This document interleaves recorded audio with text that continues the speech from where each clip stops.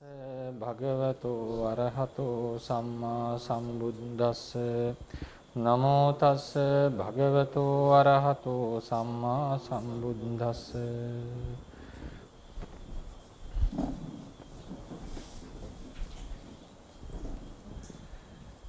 ගෞරවනීය ස්වාමීන් වහන්සේලා වරක් ප්‍රමුඛ මහා සංඝරත්නයේ අවසරයි. අද අපි කතා කරන්නේ මේ පරමාර්ථ කතාවෙම අපි ගිය සුමානේ කතා කරන්නට යෙදුනා ආගම දල්හීකරණය සහ යුක්ති දල්හීකරණය. ඒ කියන්නේ පරමාර්ථ ධර්මවල අස්තිත්වය සම්බන්ධයෙන් කොහොමද ථේරවාද සම්ප්‍රදාය ඇතුලේ මේ අස්තිත්වය ගැන කතා කරලා තියෙන්නේ කියන එක. ඒකට හේතු සාධක මොනවද? සහ ඒකට තියෙන යුක්තිය මොකක්ද කියන එක අපි කතා කරමු. ඉතින් අද අපි කතා කරන්නේ චෝදනාව සහ පරිහාරය. දැන් ඔය අද නම් හැන්ඩ් අවුට් එක ගොඩාක් පරක් වෙලා ලැබෙන්නේ නැත්තේ. ඒකේ තියෙනවා චෝදනාව කියලා එකක් සහ පරිහාරය. චෝදනාව කියලා කියන්නේ යම් කිසි අදහසක් ඉදිරිපත් වුණාම ඒකට විරුද්ධව ගේන ප්‍රතිතර්කන ප්‍රති අදහස්. ඒ මෙසේ විය නොහැකි. ඒක නිකන් කියන්න බෑනේ මෙසේ විය නොහැකිට කරුණක් ඉදිරිපත් කරන්නට. ඒක ආගම වශයෙන් වෙන්න පුළුවන්, යුක්තිය වශයෙන් වෙන්න පුළුවන්. අපි දැන් කතා කරන්නේ ආගම කියලා කිව්වේ එතන ත්‍රිපිටක පාළිය. යුක්තිය කියලා කිව්වේ අපේ සාමාන්‍ය බුද්ධියට වැටහෙන විදිහට. ඒ කියන්නේ අපි සාමාන්‍ය නුවණින් කරන තර්කණය. එතකොට අපි ගිය සුමානේ කතා කරේ දල්හීකරණය. දල්හීකරණය කියලා කියන්නේ යම් අදහසක් ඉදිරිපත් කරා නම් ඒකට සාධක වශයෙන් ගේනවා. ඒක ආගම සාධකයක් දල්හීකරණයක් තියෙනවා. යුක්ති දල්හීකරණය කියලා එකක් තියෙනවා. ආගම දල්හීකරණය වෙන්නේ ත්‍රිපිටක පාළියෙන් සමහර වෙලාවලට අටුවා. මොකද අටුවාවේ තියෙන සමහරට ත්‍රිපිටකේ නැති කරුණු. ඒ වලින් ඉදිරිපත් කරා මේකට කියනවා දල්හීකරණයක් කියලා. යුක්තිය කියලා කියන්නේ අපි එදා කතා කරා මොන වගේ හේතු නිසාද ථේරවාදීන් පරමාර්ථවල විද්‍යමානත්වය ගැන කතා කරන්නේ. එතකොට අද අපි කරන්නේ චෝදනාව සහ පරිහාරය. චෝදනාව කියලා කියන්නේ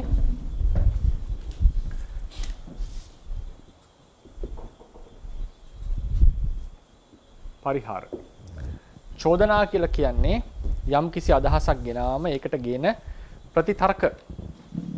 අපි ඉංග්‍රීසියෙන් කියනවා counter arguments කියලා. පරිහාරය කියලා කියන්නේ ඒකට දෙන උත්තර responses. Arguments responses. සමහර වෙලාවට චෝදනාව ගේන්නට පුළුවන් ත්‍රිපිටක පාළියේම තියෙන කරුණු අරගෙන. සමහර වෙලාවට චෝදනාව ගේන්නට පුළුවන් යුක්තියෙන්. ඒ කියන්නේ මෙහෙම වුණොත් මෙහෙම ප්‍රශ්නයක් එනවනේ සාමාන්‍ය කියන එක තමයි චෝදනාව. පරිහාරයත් අපිට සමහර වෙලාවට සූත්‍ර අනුසාරයෙන් පරිහාරය ගේන්නට පුළුවන්. යුක්ති අනුසාරයෙන් ඒ කියන්නේ නුවණින් අපිට ඒ තර්කයේ බිඳින්න තර්කයට ප්‍රතිතර්කයක් ගේන්නට පුළුවන්. අපි නැවතත් මතක් කරනවා මේකේ බලාපොරොත්තුව ථේරවාදයේ ස්ථාවර කිරීමවත් ථේරවාදය නිවැරදි කියන එක ඔප්පු කිරීමවත් ඒක වැරදි කියන එකවත් නෙවෙයි. ථේරවාදයේ තියෙන්නේ මොකක්ද කියන එක කතා කිරීම තමයි මගේ යුතුයකම. ඒකෙදී අපි දැන් පරමාර්ථ විද්‍යමානයි කියලා අපි කිව්වනේ. විද්‍යමාන ආකාර කීපයක් ගත්ත නේද? පළවෙනි විද්‍යමානත්වයේ ගත්තේ ස්වභාව ලක්ෂණයක් ඇතිනම් යමක ඒක විද්‍යමානයි. ඒ අතින් ප්‍රඥප්ති අවිද්‍යමානයි. මොකද ස්වභාව ලක්ෂණයක් Tamanට නැති නිසා. ඊළඟට ස්වභාව ලක්ෂණයක් ඇති පරමාර්ථවල අපි ගත්ත පරමත්ත ධම්ම කියලා කොටස. ඒ පරමත්ත ධම්මවල විද්‍යමානත්වය වෙන්නේ කොහොමද? උපාද තිති භංග කියන අවස්ථාවට පැමිණිච්ච එක විද්‍යමානයි. ඒකට කියනවා පච්චුප්පන්නේ කියලා. අතීත අනාගත දේවල් අවිද්‍යමානයි. පරමත්ත ජාතිකවල කොහොමද අපි කිව්වේ? අනුසය කෙලෙසයන් වල මාර්ගයෙන් අප්‍රහීනව නොවි පවතින තාක්කල් ඉපදිය හැකි බවෙන් යුක්ත තාක්කල් ඒවා විද්‍යමානයි. යම් යම් මාර්ග වලින් ඒ අදාළ කෙලෙසයන් දුරු වුණාට පස්සේ ඒ පරමත්ත ජාතිකය අවිද්‍යමානත්වයට එනවා. කර්ම ශක්තිය ගැන අපි කතා කරේ කොහොමද? මතු ප්‍රතිසන්ධිය කර්ම සමංගීතාවය කියලා විශේෂයෙන් කර්ම ශක්තිය තියෙන විශේෂ අවස්ථාවක් කර්ම සමංගීතාවය.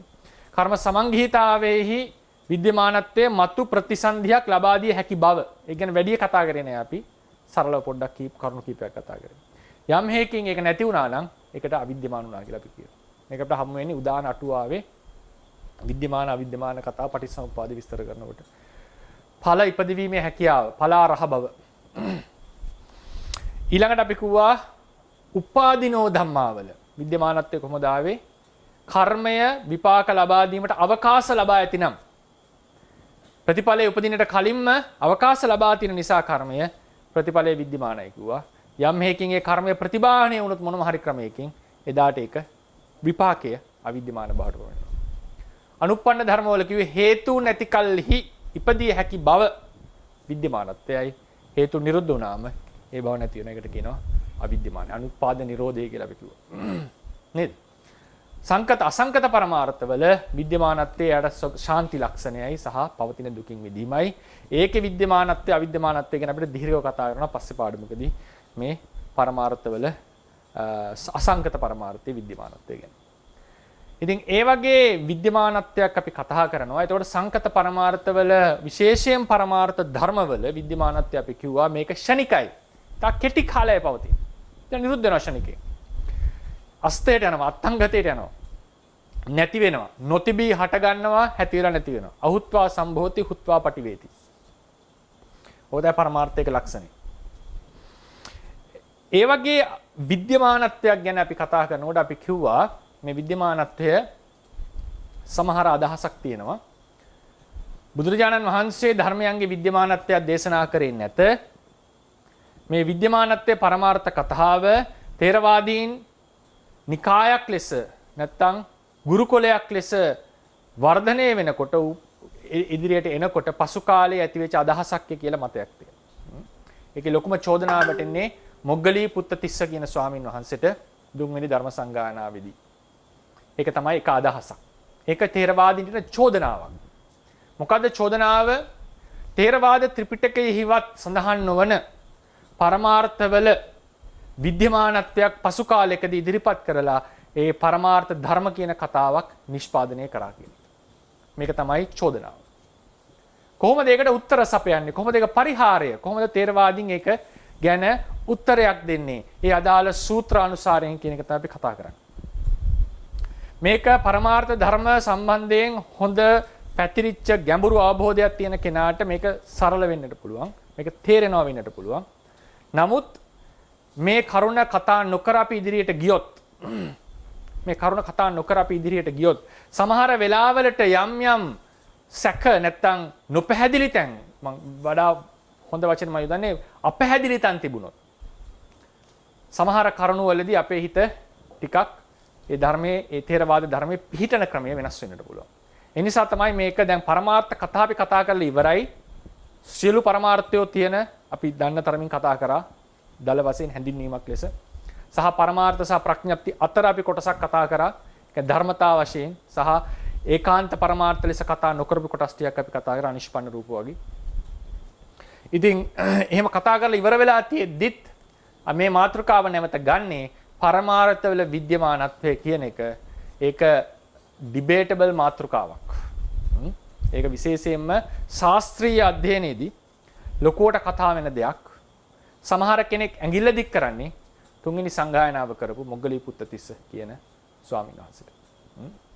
ඉතින් අපි කලින් කතා කරා චෝදනා පරිහාර මාතෘකාවකින් තොරව ථේරවාදීන් පරමාර්ථ ධර්මවල විද්‍යමානත්වය කතා කරන්නට තියෙන හේතුව සූත්‍ර අනුසාරයෙන් සහ යුක්ති අනුසාරයෙන්. දැන් ඒකට අපි චෝදනාවක් ලෙස ගේනවා. මේ චෝදනාව මම කිව්වා එදා දවස් කීපයක් යයි කියලා. ඒකේ තියෙන ප්‍රධානම චෝදනාවක් තමයි චෝදනාවක් කියලා කියන්නේ ඒ පරමාර්ථ කතාවට තියෙන නිෂේධනය කරන්නට ඉදිරිපත් වෙන්නේ හැකි කරන ප්‍රධානම මාතෘකාවක් තමයි ශාස්ත්‍රීය මට්ටමේ පවා ඉදිරිපත් කරන ප්‍රධාන මාතෘකාවක් තමයි කච්චාන ගොත්ත කියන සූත්‍රය.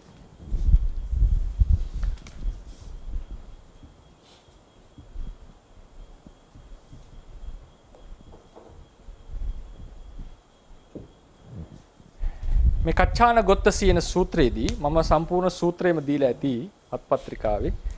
ඒකෙදි සමහර පිරිසකට ඒක හම්බෙන්නේ අද ගොඩාක් පරක් වෙලා හම්බෙච්ච නිසා මම වැඩිපුර අත්පත්‍රිකා භාවිතා නොකර පාඩම කරන්නට උත්සාහ ගන්නවා. මොකද සමහර කෙනෙක් ඒක මුද්‍රණය කරගන්නට අනිවාර්යයෙන්ම කාලය වේලා මදි වෙන්නට ඇති. කාර්යබහුලත්වය නිසා තමයි ඒක බොහොම අවසන් මොහොතේ අවසන් කරන්න පුළුවන් උනේ. මේකෙදී බුදුරජාණන් වහන්සේ දේශනා කරනවා කච්චාන කියන කච්චාන ගොත්ත කියන ස්වාමීන් වහන්සේ. මහරහතන් වහන්සේ නෙමෙයි කච්චාන ගොත්ත කියන ස්වාමීන් වහන්සේ. තථාගතයන් වහන්සේ ඉදිරියට ඇවිල්ලා ප්‍රශ්නයක් අහනවා. සම්මා දෘෂ්ටිය, සම්‍යක් දෘෂ්ටිය anu කුමක්ද? සම්මා දිට්ඨිය කියන්නේ මොකද්ද? එලා බුදුරජාණන් වහන්සේ උත්තරයක් දෙනවා. බොහෝ කච්චායනය බොහෝ සෙයින් ලෝකයා අන්ත දෙකක හිර වී සිටිනවා. අන්ත දෙකකටපත් වී තිබෙනවා. මොකද්ද? අත්තිතංච නත්තිතංච. ඒක බලන්න ඒ සූත්‍ර පාඨයේ ඇති සූත්‍රය කච්චානගොත්ත සූත්‍රයේ දෙවෙනි පරිච්ඡේදයේ. ද්වය නිස්සිතෝ කෝයං කච්චාන ලෝකෝ යෙබුයේන අත්තිතංච නත්තිතංච. කච්චායනය ලෝකය බොහෝ සෙයින් යෙබුයේන අන්ත දෙකකට අන්තය දෙකක් නිශ්චය කොට පවතිනවා. ඇති බව සහ නැති බව. දැන් මේ ඇති බව සහ නැති බව අපි පරමාර්ථවල අස්තිත්වය ගැන කතා කරා. පරමාර්ථ ඇත කියලා අපි කිව්වා. දැන් මේ සූත්‍රය හොඳ තර්කයක් වෙන්නට පුළුවන්. ඇතයයි කීමත් එක අන්තයක්, නැතයයි කීමත් තව අන්තයක්. එහෙමනම් ථේරවාදීන් ගුරුකුලයක් ලෙස විස්තර කරන්නේ ථේරවාදය යන බුදුරජාණන් වහන්සේ දේශනා කරපු ධර්මයේ විස්තර කරපු ක්‍රමය ථේරවාදය කියන්නේ. ඒක එක ක්‍රමයක්. අනිත් ක්‍රම අතර. එතකොට ථේරවාදීන් පරමාර්ථ ධර්ම ඇත අස්තිත්වය කතා කරනවා නම් මේ සූත්‍රයේ කියනවා ඇත යනුත් එක අන්තයක්, නැත යනුත් තව අන්තයක්. එතකොට ඒ ථේරවාදී අදහසට පටහැනි අදහසක් කච්චාන ගොත්ත සූත්‍රයේහි කියවිලා නැද්ද කියන එක පැන නගින ප්‍රශ්නයක්. ඒක සාධාරණ තර්කයක්. දේශනාවේ තියෙනවා ඇති බවත් එක අන්තයක්, නැති බවත් තව අන්තයක්. ඊට පස්සේ එන්න මම සූත්‍රය විස්තර කරන්නම් කෙටියෙන් පිළිවෙලින්. අවසාන ඡේදයේ සූත්‍රෙහි සබ්බං අත්ථීතිකෝ කච්චාන අයමේකෝ අන්තෝ සියල්ල ඇත යනු කච්චාන එක අන්තයක්. සබ්බං නත්ථීති අයං ဒ ුතියෝ අන්තෝ සියල්ල නැත යනු තවත් එක අන්තය, දෙවෙනි අන්තයයි. ඒතේතේ කච්චාන උභෝ අන්තේ අනුපගම්ම මජ්ජේන තථාගතෝ ධම්මං දේශේති. කච්චායනය තථාගතයන් වහන්සේ මේ අන්ත දෙකට නොඇටි මැදින් ධර්මයේ දේශනා කරනවා. අපි එක දවසකට කතා කරා බුදුරජාණන් වහන්සේගේ ධර්මයේහි ප්‍රතිපදාවෙහි මධ්‍යයක් තියෙනවා, දේශනාවෙහි මධ්‍යයක් තියෙනවා. ප්‍රතිපදාවේ මධ්‍යය තමයි ධම්මචක්කප්පවත්තන සූත්‍රයේදී දේශනා කරේ එකාන්තයක් අත්තකිලමතානුයෝගය, තව අන්තයක් කාමසුකල්ලිකානුයෝගය. ඒ දෙක නොවැටෙන මැදමාවත මධ්‍යම ප්‍රතිපදාව ආර්ය අෂ්ටාංගික මාර්ගය. දර්ශනයක් ලෙස ගත්තම, දේශනාවක් ලෙස ගත්තම ඒක ප්‍රතිපදාවනේ පුහුණුව සම්බන්ධයෙන් තියෙන මධ්‍යය.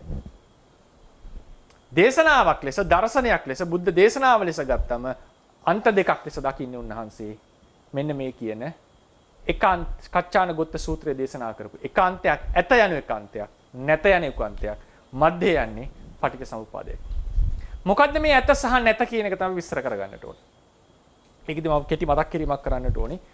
දැන් මධ්‍යය කියලා කියන්නේ දැන් අපිට සමහරලාට හිතනවා මේ ධම්මචක්කප්පවත්තන සූත්‍රයේදී කොන අත්තකිලමතානුයෝගයේ එකාන්තයක්, කාමසුකල්ලිකානුයෝගයේ තව අන්තයක්. කාමසුකල්ලිකානුයෝගය කියලා කියන්නේ කයට පුළුවන් තරම් සැප දීමනේ. අත්තකිලමතානුයෝගය කියන්නේ කයට සිතට දුක දීම. කයට සිතට සැප දීම එකාන්තයක්, කයට සිතට දුක දීම තව අන්තයක්. ඒතර මධ්‍යම ප්‍රතිපදාව කියලා කියන්නේ වැඩි සැප දෙන්නෙත් නැහැ, වැඩි දුක දෙන්නෙත් නැහැ කියලා අර්ථකථනය කරනවා. ඒක නෙමෙයි මධ්‍යම ප්‍රතිපදාව කියලා කියන්නේ. මධ්‍යම ප්‍රතිපදාව කියලා කියන්නේ වැඩි සැප දෙන්නෙත් නැහැ, වැඩි දුක දෙන්නේ නැහැ කියන එක නෙවෙයි. අත්තකිලමතානුයෝගයේ යනු සත්වයකට තියෙන පරම නිෂ්ඨාව, පරම සැපය, පරම විමුක්තිය මේ පංචේන්ද්‍රිය පිනවීමයි කියන අදහසින් යමෙක් පංචේන්ද්‍රිය පිනවනවා නම් ඒකට කියනවා කාමසුකල්ලිකානුව කියලා, යෝගය කියලා. ඒක තමයි ඒකායන දුකින් මිදීමේ මඟ. තව කෙනෙක් හිතනවා කයට සිතට දැඩි ලෙස දුක් දීම තුලින් කර්මය ඡය කරලා, කෙලෙසේ ඡය කරලා දුකින් මිදීම තමයි ඒකායන මාර්ගය කියලා පිළිබැදුවොත් ඒකට කියනවා අත්තකිලමතානුයෝගය කියලා. මේක වැරදි දර්ශන දෙකක්. වැරදි දැක්මවල දෙකක් මත තමයි මේ පුහුණුව යන්නේ. මජ්ක්‍ධිම නිකායේ තියෙන මාගන්ධිය කියන සූත්‍රයේදී මාගන්ධිය කියන බ්‍රාහ්මණතුමා, බ්‍රාහ්මණිය නෙවෙයි, මේ මාගන්ධියානේ. මාගන්ධිය කියන බ්‍රාහ්මණතුමා දැරුවේ අර කියපු කාමසුකල්ලිකානුයෝගය තමයි නිවන කියලා. ඒක බ්‍රහ්මජාල සූත්‍රයේදී අපිට හම්බ වෙනවා ditta ධම්ම වේදනීය නිර්වාණය කියන පහෙන් එකක් පළවෙනි එක. සියලු මේ පංචේන්ද්‍රියන් පිනවුවම මේ ආත්ම භාවයේ සැපයට පරම සැපයටපත් වෙනවා කියන එක තමයි අදහස. අත්තකිලමතානුയോഗයට වැඩෙන්නේ කායට දැඩිසේ දුක් දීම. තව එකක් තමයි ගෝවෘත අජවෘත, ඒ කියන්නේ හරක් වගේ, එළුව වගේ, බල්ලෝ වගේ ජීවත් වෙලා මේ දුක කෙලවර කරන්න පුළුවන් කියන එක තව අදහසක්. මධ්‍යම ප්‍රතිපදාව කියලා කියන්නේ වැඩියෙන් දුක් භාගයට ටිකක් දුක් දෙනවා, ටිකක් සැප දෙනවා, භාගයට ඉන්නවා කියන එකක් නෙවෙයි. මධ්‍යම ප්‍රතිපදාව කියලා කියන්නේ සීල සමාධි ප්‍රඥාවන් දියුණු කිරීම තුළින් මතු උප්පත්තිය දුරු කිරීමට හැකි කියන දර්ශනීය ප්‍රතිපදාව. ඒක ඇතුලේ උදාහරණයකට බලන්න සමහර ස්වාමීන් වහන්සේලා තෙලස් දුතාංග රකින්න. ඒ තෙලස් දුතාංග වලින් එකක් නේ අහනවා ඇතිනේ පිට තියන්නේ නැහැ බිම කියලානේ. මේක බලන්න කයට කොච්චර පීඩාවක්ද මේ කයට. දැන් සමහරව අත්තකිලමතාන යෝගයේදී උක්කුටියෙන් ඉන්නවා. වැඩිය කන්නේ නැහැ. පොඩ්ඩයි කන්නේ. ඉතින් සමහර ස්වාමීන් වහන්සේලා පිට තියන්නේ නැහැ. කාශ්‍යප මහ රහතන් වහන්සේ ඒක අනුගමනය කරා. එක වේලයි වළඳන්නේ.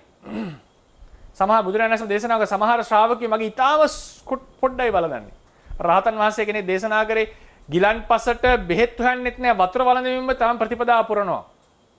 බැලුව බැල්මට ලොකු දුකක් කයට දෙන. ඒකනේ සමහර අය කියනවානේ ඔය තරම් කයට දුක් දෙන්න එපා. කොටින් මාර රැයට ආහාර අනුභව කරන්නේ නැති එකත් ඊටාම දුක් දීමක් සැලකෙනව නේද? ඒකනේ මිලිඳු මහරහතන් මිලිඳු රජුරු ඇහුවේ නාගසේන ස්වාමීන් වහන්සේගේ මේ වගේ ප්‍රතිපදා පුරණ එකකින් ලොකු දුකක් නේ භික්ෂුව අනුගමනය කරන කර්මයක්ද කියලා වෙන කතාවක් ඇහුවා. ඒ නිසා අපේ ශාසනයේ ප්‍රතිපදාවේ තියෙනවා දුෂ්කර ප්‍රතිපදා. මෝනෙය්‍ය වත නාලක ස්වාමීන් වහන්සේ එක ගමක එක රැයයි. මේ මෝනෙය්‍ය වත පුරණ කෙනා සාමාන්‍ය මාස 7යි ජීවත් වෙන්නේ. තාම දුෂ්කරයි වත. ඒ වගේම තියෙනවා අක්කමා ප්‍රතිපදා. සැප පහසු සුමට ලෙස ප්‍රතිපත්ති පුරලා නිවන් දකින භික්ෂුන් වහන්සේලා ඉන්නවා. උදාහරණයක් බක්කුල ස්වාමීන් වහන්සේ. උන්වහන්සේ දුතාංගත් පුරලා තියෙනවා. නමුත් සාමාන්‍යයෙන් ඊටාම සුකෝ ඒ කියන්නේ හොඳ ගොඩාක් දේවල් උන්වහන්සේට ලැබෙනවා. ඒ වගේ තවත් රහතන් වහන්සේලා ඉන්නවා. බොහෝ ප්‍රත්‍ය පහසුවන් ආදී ලැබෙනවා. සමහර ස්වාමීන් වහන්සේලාට ඒ සුකුමාල ප්‍රතිපදාවෙන් තමයි සමාධියේ වඩලා නිවන් දකින්නට වෙන්නේ. ඒකේ සීමාවක් තියෙනවා. ඒකේ දැන් උදාහරණයකට උච්චාසයන මහාසයන වගේ වල ස්පර්ශවල සීමා හැම තියෙනවා. නමුත් දුක් දෙනකොට අමාරු වෙනකොට ඔවුන්ගේ සමාධිය වෙන. ඒ වගේ අයට කියනවා දුතාංග රකින්නට එපා කියලා. දැන් බලන්න සමහර ආර්ය ශ්‍රාවකයෝ දිව්‍ය ලෝක වින ආර්ය ශ්‍රාවකයෝ සෝවාන් සක්‍රිය වගේ අය. ගැටි සැප විඳිනවා. ඒ සැප විඳිනකොට කෙලෙස් ඇති වෙනකොට බාධාවක් බව වෙනම කතාවක්. ඒක වෙනම දෙයක්. නමුත් මධ්‍යම ප්‍රතිපදාව යනු සැපදීම දුක් දීම සම්බන්ධයෙන් ප්‍රශ්නයක් නොවේයි. මධ්‍යම ප්‍රතිපදාව යනු සීල සමාධි ප්‍රඥා ගුණ දියුණු කරලා ඒ මාර්ගයේ යෑමක්. ඒ නිසා මේ මධ්‍ය කියන එකේ තේරුම භාගයට ඒ භාගයයි මේ භාගය අරගෙන මැදින් යනවා කියන එක නෙවෙයි. අන්ත දෙකක් තියෙනවා. එක්ස්ට්‍රීම්ස් දෙකක් තියෙනවා. ඉංග්‍රීසි කියන්නේ එක්ස්ට්‍රීම්ස් කෙලවරවල් දෙකක්. ඒ දෙකට වැටෙන්නේ නැත්නම් ඔහු යන්නේ මැදින්නේ. ඒ අන්ත දෙකට වැටුන්නේ නැහැ කියන එකයි මේ අදහස් කරලා තියෙන්නේ. එහෙම නැතු අරකින් කොටසකුයි මේකෙන් කොටසකුයි අරගෙන මධ්‍ය දේශනා කරා නොවේයි. ඒකත් විශේෂයෙන් දැනගත යුතුයි. ඊළඟට අපි එනවා දැන් සූත්‍රයට. දැන් අපි කිව්වා ඇති භව එකාන්තයක් නැති භව තව අන්තයක්. තථාගතයන් වහන්සේ මධ්‍යයෙන් ධර්මයේ දේශනා කරා. මොකක්ද මේ දේශනා කරපු ධර්මය? පටිච්ච සමුප්පාද. එතකොට මේකේ තියෙන දේශනාව හැටියට බොහෝ සෙයින්ම ලෝක සත්වය අන්ත දෙකක් නිශ්චය කොට වාසය කරයි. එනම් අස්තිත්වය සහ නාස්තිත්වය. මේක තමයි චෝදනාව. මම කියවන්නම් ඒක. ඒ අනුව ධර්මයෝ විද්‍යමානයයි සැලකීමද ධර්මයෝ අවිද්‍යමානයයි සැලකීමද මිත්‍යා දෘෂ්ටියක් වන අතර මොකද ඇති භව සහ නැති භව අන්ත දෙකක් කියවනේ. සූත්‍රයේ අවසානයේ දක්වා ඇති පරිදි තථාගතයන් වහන්සේ විසින් මෙම අන්ත දෙකට නොවැටි මධ්‍යයෙන් ධර්මයක් දේශනා කරනු ලැබේ. එසේ දේශනා කරනුයේ ප්‍රතිත්‍ය සමුප්පාදය පටිච්ච සමුප්පාදයයි. පටිච්ච සමුප්පාදයනු ධර්මතාවයකි. පටිච්ච සමුප්පාදය කියන්නේ ධර්මතාවයක්. මේක පිළිබඳව තේරවාදීන් අතර මත දෙකක් තියෙනවා. පටිච්චසමුපාදය කියන වචනය ප්‍රත්‍යයට කතා කළා තමයි අර්ථ කතාවේ හම්බ වෙන්නේ. පරමත්ත දීපණියේදී ඒක ධර්මතාවයකට ආරූඪ කරලා කතා කරනවා. ඒ ක්‍රම දෙකෙන්ම ගියත් අදහසට බාධාවක් වෙන්නේ. ඒ කියන්නේ පටිච්ච සමුප්පාදය කියන වචනය කොහොමද අර්ථකථනය කරේ කියන එකයි ප්‍රශ්නේ තියෙන්නේ. පටිච්ච සමුප්පාදය කියන එකට හේතුවට පටිච්ච සමුප්පාදය කියනවා. ඔරේරුකාණි ස්වාමීන් වහන්සේගේ පොත එහෙම කියවුවොත් ඒකේ අර්ථකථනය කරලා තියෙන අටුවා ක්‍රමයට හේතුව තමයි පටිච්ච සමුප්පාදය. පටිච්ච සමුප්පාදේනු ධර්මතාවයක් කියන එකක් තියෙනවා. ඒක තිබිලා තිනවා විසුද්ධි මාර්ගයේ ලියන අවස්ථාවලදී පවා ඒක දැඩි ලෙස බුද්ධඝෝෂ ආචාර්යයන් වහන්සේ ප්‍රතික්ෂේප කරනවා. නමුත් පසු කාලීනයකදී පරමත්ත දීපණියේදී ඉතා සාර්ථක ලෙස ඒකට පිළිතුරු දීලා තියෙනවා. නිසා මත දෙකක් තියෙනවා. පටිච්චසමුප්පාදය යනු ධර්මතාවයක්, පටිච්චසමුප්පාදය යනු හේතුව. හැබැයි මේ මත දෙකේ වචනේ විග්‍රහ කරපු ක්‍රමයයි මේ තියෙන්නේ. හැබැයි හැම තේරවාදියෙක්ම පටිච්චසමුප්පාදයේ නැමැති process එක, ක්‍රියාවලිය ධර්මතාවයක් කියන එකට කවුරුත් විරුද්ධ වන්නේ නැහැ. ඒ නිසා මේ වචනය දැන් පටිච්චසමුප්පාදයේම ධර්මතාවයක් කියලා කිව්වොත් කවුරු විසුද්ධි මාර්ගය එහෙම කියවලා තියෙනවා නම් මොකද පිටු ගානක විස්තරයක් එනවා පටිච්චසමුප්පාදය කියන වචනයෙන් ධර්මතාවයක් විස්තර කරනවා කියන එකට විරෝධය දක්වමින්. ඒ නිසා කෙනෙක්ට හිතෙන්නට පුළුවන් ඒ නිසා ඒ අදහස් දෙකක් තියෙනවා පටිච්චසමුප්පාදය කියන එක විස්තර කරන. ඒකෙදි මම මේ ධර්මතාවයක් කියන තැනින් තමයි මේක විස්තර කරමින් යන්නේ. හැබැයි ඒකෙන් කියවෙන්නේ නැහැ පටිච්චසමුප්පාදයේ ධර්මතාවයක් නෙවෙයි කියලා අටුවාවේ තියෙන පටිච්චසමුප්පාදයේ පැවැත්ම ධර්මතාවය. පටිච්චසමුප්පාදය කියන වචනය අර්ථ දීපු ක්‍රම දෙකක් තියෙනවා. වෙන ක්‍රමයකට අර්ථ දීලා තියෙනවා. ඒක පොඩ්ඩක් මතක් කිරීම මම කරේ. ඒක පටිච්චසමුප්පාදය යනු හේතුඵල සම්බන්ධයනේ. ඒක ධර්මතාවයක් දිගින් දිගට පවතිනවා. තථාගතෝ ඉපදුනාත් නැතත් ඒක දිගින් දිගට පවතිනවා. එතකොට එබැවින් කච්චානගොත්ත සූත්‍රයට අනුව තථාගතයන් වහන්සේ ධර්මවල ඇති බව සහ නැති බවක් දේශනා කර නොමැති අතර ධර්මයේ ඇත ලෙස හෝ නැත ලෙස සැලකීම මිත්‍යා දෘෂ්ටියක් වේ.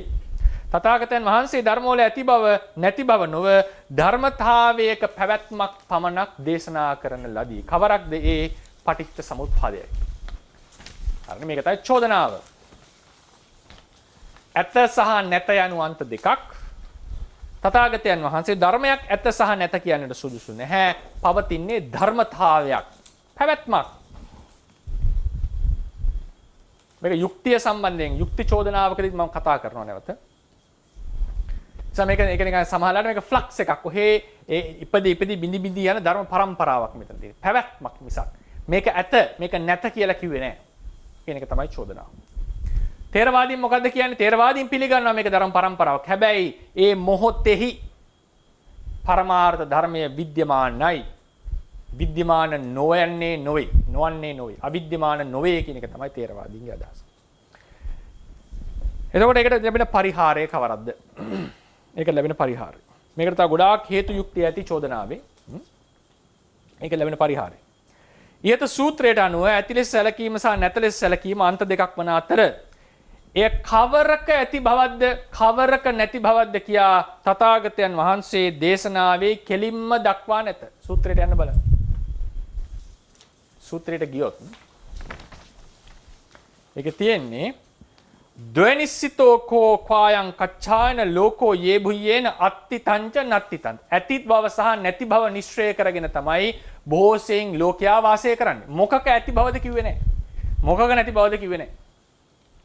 අවසාන ඡේදයේ බලන සූත්‍රය. අසබ්බං අත්ථීතිකෝ කච්ඡායන අයමේකෝ අන්තෝ සබ්බං නත්ථීති අයමේක. සියල්ල ඇත යන එකක්, සියල්ල නැත යන තව එකක්. මොකද්ද මේ සියල්ල? කවරක්ද සියල්ල කියලා විස්තර වෙලා නැහැ. කවරක්ද කියන එක විස්තර වෙලා නැහැ. සබ්බං කියන වචනෙන් ඕන තරම් අර්ථ ගන්න පුළුවන්. පාලිය දන්න කෙනෙක්. ඒ නිසා තථාගතයන් වහන්සේ අදහස් කළ බුදුරජාණන් වහන්සේ මේ සූත්‍රයේදී අදහස් කළ ඇති බව සහ නැති බව කවරක්ද යන්න කියන එක අපිට විමසන්නට තියෙන මුළු සූත්‍රයම අධ්‍යයනය කිරීම තුළින් විතරයි. මුළු සූත්‍රයම අධ්‍යයනය කරාම අපිට පැහැදිලි කරගන්න පුළුවන් කවරක ඇති බවක්ද කවරක නැති බවක්ද බුදුරජාණන් වහන්සේ ප්‍රතික්ෂේප කරලා තියෙනවා. ඒ සූත්‍රයේ හැටියට බුදුරජාණන් වහන්සේ දේශනා කරනවා පාලියෙන් තියෙනවා. ඒක බලා ගන්න පුළුවන්. මම ඒක සිංහල පරිවර්තනය කරලා තියෙනවා. යමෙක් ලෝකය ඒක සංස්කාර ලෝකය කිව්වම ඉතින් ගොඩාක් කතා තියෙනවා ලෝකය කිව්වා මිනිස්සුන්ටත් ලෝකය කියලා. මේ දවස්වල නම් ලෝකේ හරිම සෞත්තුයි කියලා කියන්නේ මේ ලෝකේ දූෂණය පරිසර දූෂණයටත් කියනවා මිනිස්සුන්ගේ වැඩ හරි නැහැ වුණාමත් කියනවානේ. ඒ නිසා ලෝකය කියන එක සත්ත්ව ප්‍රජාවටත් බුදුරජාණන් වහන්සේ ආමන්ත්‍රණය කරා. ලෝක සංනිවාසෝ. එතන කියන්නේ ලෝකය කියලා වෙනම යොදලා තියෙන සත්වයන්ට. ඊට පස්සේ සමහර තැන්වල අවකාශ ලෝකයට ලෝකය කියලා දෙනවා. මේ ලෝකයට. සමහර තැන්වල සංස්කාර ලෝකයට මේ ස්කන්ධ ආයතන ධාතු වලට ලෝකය කියලා දෙනවා. එතන මෙතන මේ සංස්කාර ලෝකය තමයි අරගන්නේ. යමෙක් ලෝකයේ හට ගැනීම නිවැරදි ප්‍රඥාවෙන්, ඒ කියන්නේ විදර්ශනා හෝ මාර්ග ප්‍රඥාවෙන් දකිනම් ඔහුට ලෝකයෙහි නැත යන දෘෂ්ටිය දුරු වේ. මේක තමයි බුදුරණස් කියන්නේ. මේ සූත්‍රයේ තියෙන කෙලින් පරිවර්තනය කරලා දෙනවා. යමෙක් ලෝකයේ නිරුද්ධ වීම නිවැරදි ප්‍රඥාවෙන් දකිනම් ඔහුට ලෝකයෙහි ඇත යන දෘෂ්ටිය දුරු වේ. යමෙක් සමුදය හට ගැනීම දකිනම් නැත යන දෘෂ්ටිය දුරු වෙනවා. නිරෝධය දකිනම් ඇත යන දෘෂ්ටිය දුරු වෙනවා. දැන් බලන්න. හට ගැනීම දැන් කොහොන ඇත බවයි නැති බවයි කියලා කිව්ව අන්ත දෙකක්. මේ අන්ත දෙක දෘෂ්ටි දෙකක්. මේ දෘෂ්ටි දෙක දුරු කරගන්නට තියෙන්නේ මොකද්ද? හට ගැනීම දකින්න නැතිවීම දකින්න. මොකේ හට ගැනීම? මොකේ නැතිවීමද කියන ප්‍රශ්නයක් එනවා. කවරක හට ගැනීමද? කවරක නිරෝධයද? මොකද යමක හට ගැනීම දකිනම් නැත කියන දෘෂ්ටිය දුරු වේ. යමක හට ගැනීම නිරෝධය දකිනම් ඇත කියන දෘෂ්ටිය දුරු වේ. ඒතර හට ගැනීම දකි මොකද දුරු වෙන්නේ? නැත යන දෘෂ්ටිය දුරු වෙනවා. යමක නිරෝධය දකිනම් ඇත යන දෘෂ්ටිය දුරු වෙනවා. ඇත යන දෘෂ්ටිය දුරු වෙනවා. ඊළඟට බුදුරජාන් වහන්සේ දේශනා කරනවා ඒක ලොකු දේශනාවක්. උන්වහන්සේ දේශනා කරනවා සූත්‍රයේ හැටියට උපය උපාදාන ඊට පස්සේ පතිට්ඨා අබිනිවේෂ අනුසය කියන වචන එක. අබිනිවේෂ අනුසය. උපේ උපාදාන කියන එක අපිට සූත්‍ර වලින් දැක් ගන්න පුළුවන්. උපේ සහ උපාදානය කියන්නේ උපාදාන වලට. උපේ කියන්නේ උපාදාන වලට. තෘෂ්ණා සහ දෘෂ්ටියට ප්‍රතිෂ්ඨාව වෙන්නෙත් මෙතන තේරවාදීන් හැටියට ප්‍රතිෂ්ඨාව සිතේ ප්‍රතිෂ්ඨාව අකුසල සිතේ ප්‍රතිෂ්ඨාව තෘෂ්ණා දෘෂ්ටි දෙක. අබිනිවේෂ කියන්නේ තෘෂ්ණා දෘෂ්ටි. අබිනිවේෂ කියන එකේ වචන අර්ථ දෙකක් තියෙනවා. සමහරලාට මේ විපස්සනාවේ ආරම්භයටත් අබිනිවේෂ කියලා කියනවා. ඒක මෙතනට අදාළ නැහැ. අබිනිවේෂ අනුසය කියලා කියන්නේ පසුපස්සේ නේවා. ඉතින් මේ ඔක්කොම තේරවාදීන් කියන්නේ ඔක්කොම අකුසල ධර්ම ගැන කතා කරන ඒවා. මේවා අපි සාමාන්‍යයෙන් සාධාරණී කරනවා තෘෂ්ණාව දෘෂ්ටිය. තෘෂ්ණාව සහ දෘෂ්ටිය. මොකද බුදුරජාණන් වහන්සේ දේශනා කරන්නේ? සිංහලෙන් ලියත. බොහෝ සත්වයේ උපේ නම් වූ උපාදාන නම් වූද අබිනිවේෂ නම් වූද තෘෂ්ණාවෙන් සහ දෘෂ්ටියෙන් බැඳී සිටී. පාලියෙම දක් ගන්න පුළුවන්. උපය උපාදාන වලින් බැඳී සිටිනවා.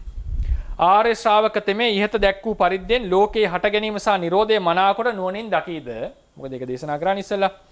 දකි. එබැවින් හෙතම උපේ නම් වූ උපාදාන නම් වූද එලෙසටම අකුසල සිතේ ප්‍රතිෂ්ඨාව නම් වූද අකුසල සිතෙන් වැරදි ලෙස දැකීමක් සිදු කරන අබිනිවේෂ නම් වූද අකුසල සිත ලුහු බැඳගෙන අනුසය නම් වූද තෘෂ්ණාවට සහ දෘෂ්ටියට නොඑළඹෙයි. තෘෂ්ණාව සහ දෘෂ්ටිය දැඩිව නොගැනී තෘෂ්ණාවේ සහ දෘෂ්ටියෙහි නොපිහිටයි. ඒවල නොපිහිට. මම මේ සියලු තෘෂ්ණා දෘෂ්ටි කියලා ගත්තේ විස්තර කිරීමේ පහසුවට. කෙසේ නොඑළඹෙයිද? කෙසේ දැඩිව නොගනීද? කෙසේ නොපිහිටයිද යත්? මෙය මගේ ආත්මය යයි තෘෂ්ණාවෙන් සහ දෘෂ්ටියෙන් නොඑළඹෙයි. මෙය මාගේ ආත්මයයි තෘෂ්ණාවන් දෘෂ්ටියෙන් ගැනීම වශයෙන් නොපිහිටා සිටී. දැඩිව නොගැනී නොපිහිටා සිටී. මෙසේ තෘෂ්ණාවෙන් සහ දෘෂ්ටියෙන් දැඩිව නොගන්නා එලෙසටම තෘෂ්ණාව සහ දෘෂ්ටියෙන් ආත්ම සංකල්පී නොපිහිටෙන ආර්ය ශ්‍රාවක තෙමේ දුක්ඛයම උපදී දුක්ඛයම නිරුද්ධ වේ යන සම්‍යක් දර්ශනයෙහි පිහිටා සැක දුරු කර. අපි සූත්‍රයට ගියොත් ඒක දකින්නට පුළුවන්. දෙවැනි ඡේදයේහි අවසාන යට ඉඳලා තුන්වෙනි ලයින් එක බලන්න. අත්තා මේති න උපේති ඉද උඩින් හතරවෙනි එක. න උපේති න උපාදේති න අදිඨාති කවරක්ද? අත්තා මේති. මෙය මාගේ ආත්මය ලැයි ඔහු අරගන්නේ නැහැ. දැඩිව පිළිගන්නේ නැහැ. එහි පිහිටා සිටින්නේ නැහැ. මොකද්ද ඔහුගේ සම්‍යක් දර්ශනය? දුක්ඛමේව uppajjamaනං uppajjati. දුකම ඉපදෙමින් ඉපදෙයි. uppajjamaනං uppajjati කියන්නේ උපදී කියන එක. දුක්ඛං නිරුජ්ජමානං නිරුජ්ජති. දුකම නිරෝධ වෙයි. තින කංකති. ඒ කියන්නේ සැකයක් නෑ. එන විචිකිච්ඡති අපරප්පච්චයා ඥාන මේ වස්සෙත් හෝති. ඊතාවතාවකෝ කච්චායන සම්මා දිට්ඨි හෝති. එතම එපමණකින් සම්‍යක් දෘෂ්ටිය වෙයි. මොකද්ද සම්‍යක් දෘෂ්ටිය? මේ හටගන්නේ දුකක්මයි. හටගන් නිරෝධවන් නිරුද්ධ වන්නේ දුකක්මයි කියන අවබෝධය තමයි සම්‍යක් දෘෂ්ටිය. මොකද්ද මිත්‍යා දෘෂ්ටිය? මෙය මාගේ ආත්මයයි ගැනීමයි මිත්‍යා දෘෂ්ටි. මොකද්ද දුරු වෙන්නේ? අත්තාමේති න උපේති න උපාදායති උපාදීයති න අදිඨාති. ආත්මයයි මේ කියලා ගැනීමයි දුරු කරන්නේ. මොකද්ද ඔහුගේ සම්‍යක් දර්ශනය? මෙයම දුක වේ. දුකක්ම හටගනි. දුකක්ම නිරුද්ධ වේ. එතකොට දැන් ආවම අපිට විස්තරයට තෘෂ්ණාවට දෘෂ්ටියට නොයැලෙඹී හට ගැනීම දැකී ඇත නැත යන දෘෂ්ටිය නැති වෙයි. ඇත යන දෘෂ්ටිය මොකක්ද? දුකක හට ගැනීම. දුක්ඛයේ හට ගැනීම. නැත්නම් අපි කියමු දුක හට ගැනීම. දුක්ඛයේ නිරෝධය දකි. දුක්ඛයේ හට ගැනීම දකිනකොට නැත යන දෘෂ්ටිය නැති වෙයි. දුක්ඛයේ හට ගැනීම දකින හට ගැනීම දකින නැත යන දෘෂ්ටිය දුරු වෙයි. දුක්ඛයේ හට ගැනීම නිරෝධය දකිනකොට ඇත යන දෘෂ්ටිය දුරු වෙයි. මොකද්ද මේ දෘෂ්ටිය? මොකද්ද මේ දුරු වෙන දෘෂ්ටිය? අත්තාමි. මෙය මාගේ ආත්මයයි. මෙය මාගේ ආත්මය කියන දෘෂ්ටිය යටපත් වෙනවා. මොකක හට ගැනීමද දකින්නේ? දුකක හට ගැනීම දකින්නේ. මොකක නිරෝධය දකින්නේ? දුකක නිරෝධය දකින්නේ. කවරක් පිළිබඳව දෘෂ්ටිය දුරු කරන්නේ? ආත්මය කියන දෘෂ්ටියයි. එහෙනම් කවරක්ද මේ ආත්මය ඇත සහ නැත කියන එක පැහැදිලි වෙනවා. කවරක ඇතද නැතද මේ කතා කරලා තියෙන්නේ? ආත්මය ඇත යනු එක දෘෂ්ටියක්. ආත්මය නැත යනු තව දෘෂ්ටියක්. ඒක අපි විස්තර කරගන්න ඕනේ. ආත්මය ඇත යනු එකාන්තයක්. ආත්මය නැත යනු තව අන්තයක්. කෙනෙක් අහනවා බුදුරජාණන් වහන්සේ අනාත්මයක් නෙවෙයි දේශනා කරේ. අනාත්මයක් තමයි දේශනා කරේ. ඒකට අපි විස්තර කරගන්නට ඕනේ. uppajjamaනං uppajjati niruජ්ජමානං niruජ්ජති. කවරක්ද ඉපදෙනවා කියලා කියන කවරක්ද? මොකද්ද ඉපදීම? මොකද්ද නිරුද්ධ වීම? නිරුද්ධ වීම වර්ග කීයද? ඉපදීම වර්ග කීයද? අපි තේරුම් ගන්නට ඕනේ. ඒකට කලින් අපි එනවා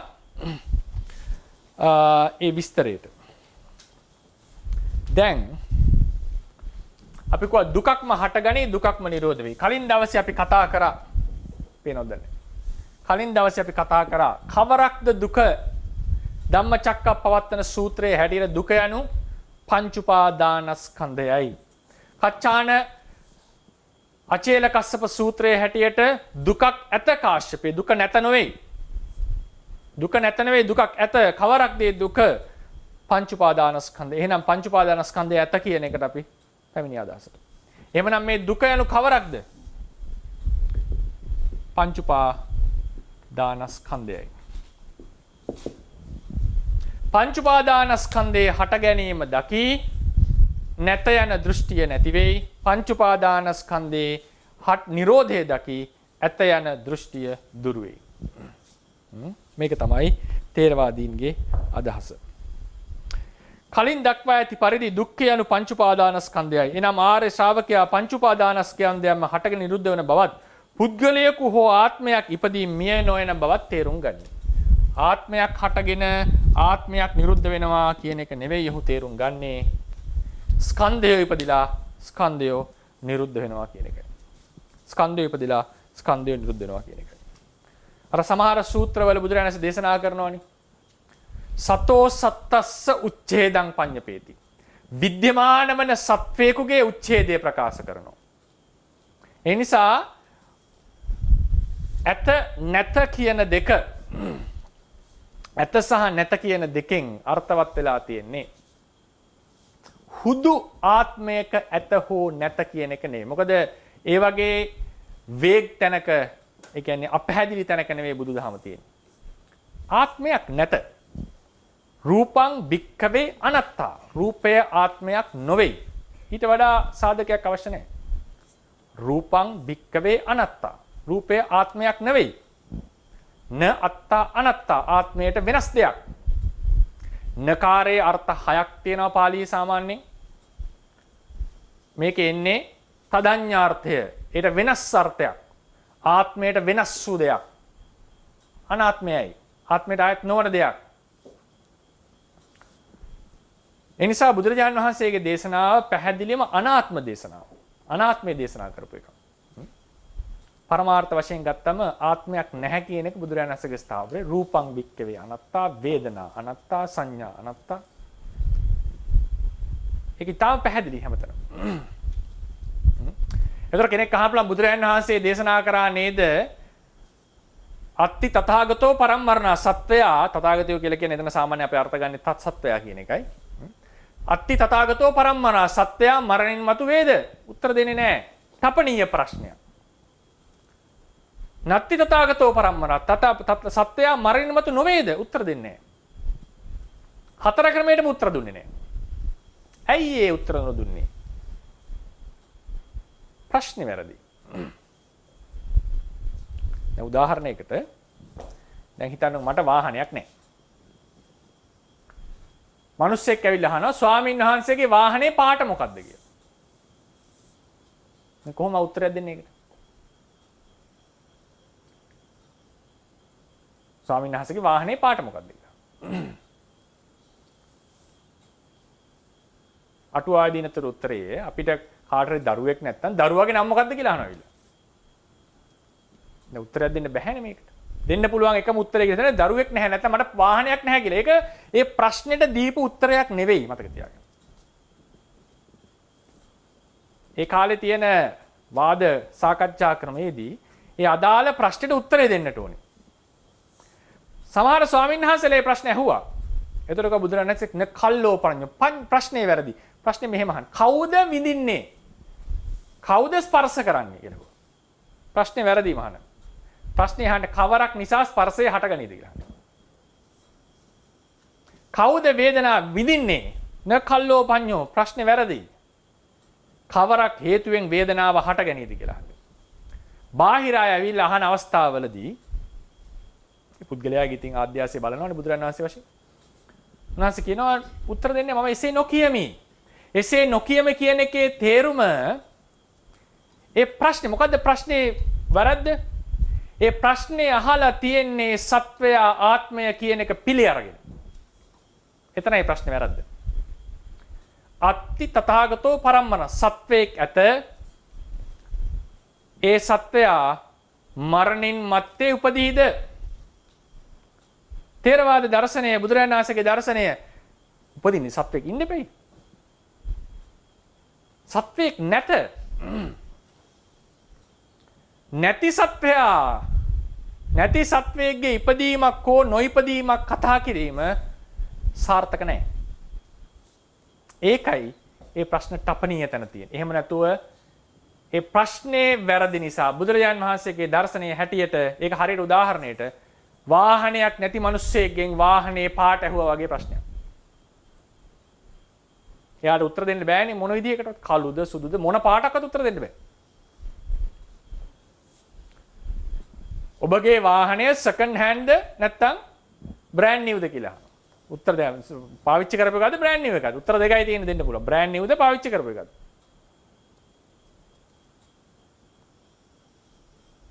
නැහැ කිව්වොත් ඒක උත්තරයක් නෙමෙයි. අත්ති තථාගතෝ පරම්මරණා කියලා නැහැ කිව්වොත් සත්‍යය උපදින්නේ නැහැ කියන එකයි කියලා තියෙන්නේ. ඒතකොට සත්‍යය පිළි අරගෙන බුදුරජාණන් වහන්සේ.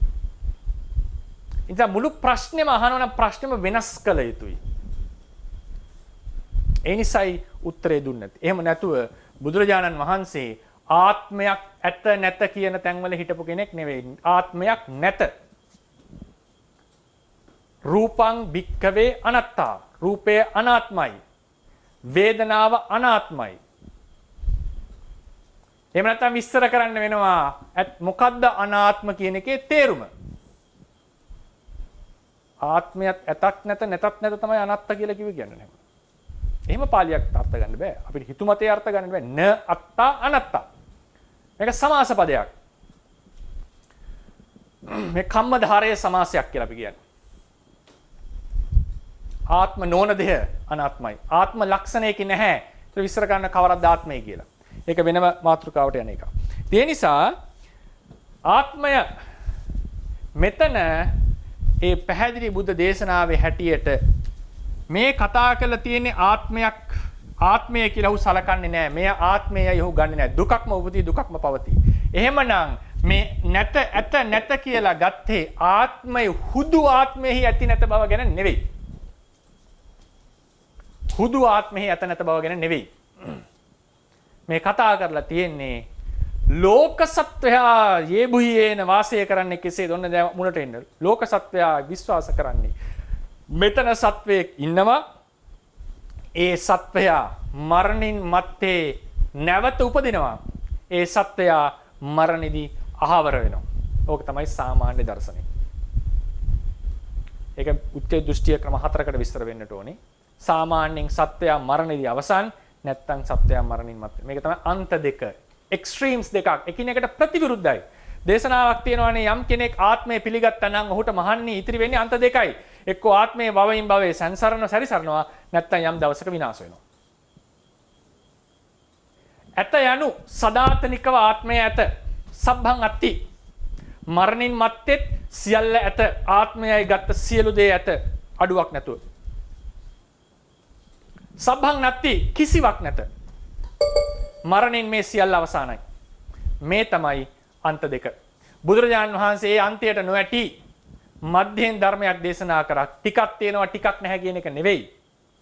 අනාත්ම වෙච්ච අවිද්‍යා සංස්කාරය විඥාන ආදී වූ ධර්මයෝ හේතුඵල වශයෙන් පරම්පරා වශයෙන් අනාත්ම වෙච්ච ධර්ම ටිකක් දිගින් දිගට පවතිනවා කියන එක තමයි පටිච්ච සමුප්පාද දේශනාව. මේක තමයි මධ්‍යයෙන් ධර්මයේ දේශනා කරන්නේ. එතකොට අපි බලන්න වෙනවා දැන් කාල වේලා ගොඩක් ඉක්මලා මම කෙටියෙන් පොඩි ටික වෙලාවක් අරගන්නවා.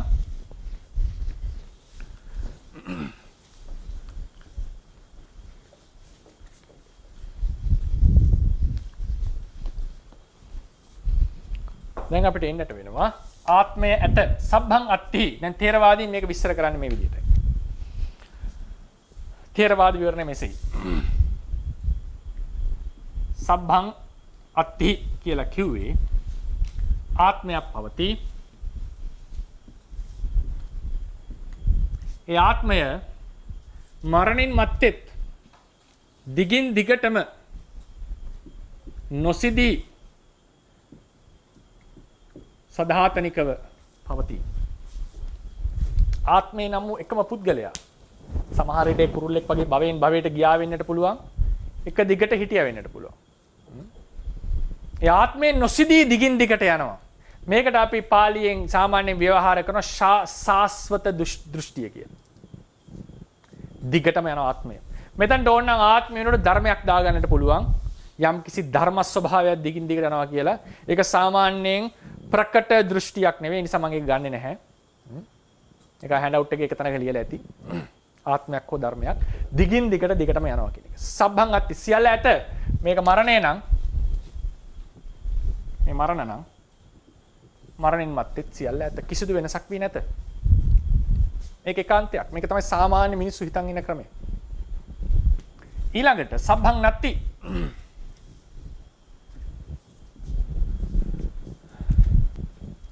කුඩි ගනින්නේ අපි.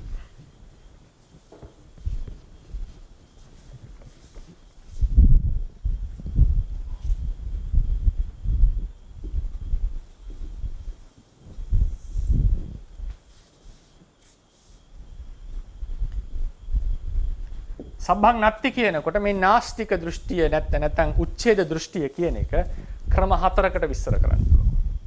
එකක් තමයි මේ භවයේ ආත්මයේ තිබිලා මෙතනින් එහාට නෑ සම්පූර්ණයෙන් සිඳුරා. එක දෘෂ්ටියක්. දෙවෙනි එක තමයි ආත්මය භවයෙන් භවයට යනවා. එම සැරිසරලා එක්තරා භවයකදී සමහරට බ්‍රහ්ම ලෝකෙ වෙන්න පුළුවන්, දිව්‍ය ලෝකයක වෙන්න පුළුවන්. එතනදී සම්පූර්ණයෙන් විනාශයටපත් වෙනවා. මේ දෙකම උත්තේජ දෘෂ්ටි දෙක. කවදා හෝ දවසක ආත්මය විනාශ වෙනවා.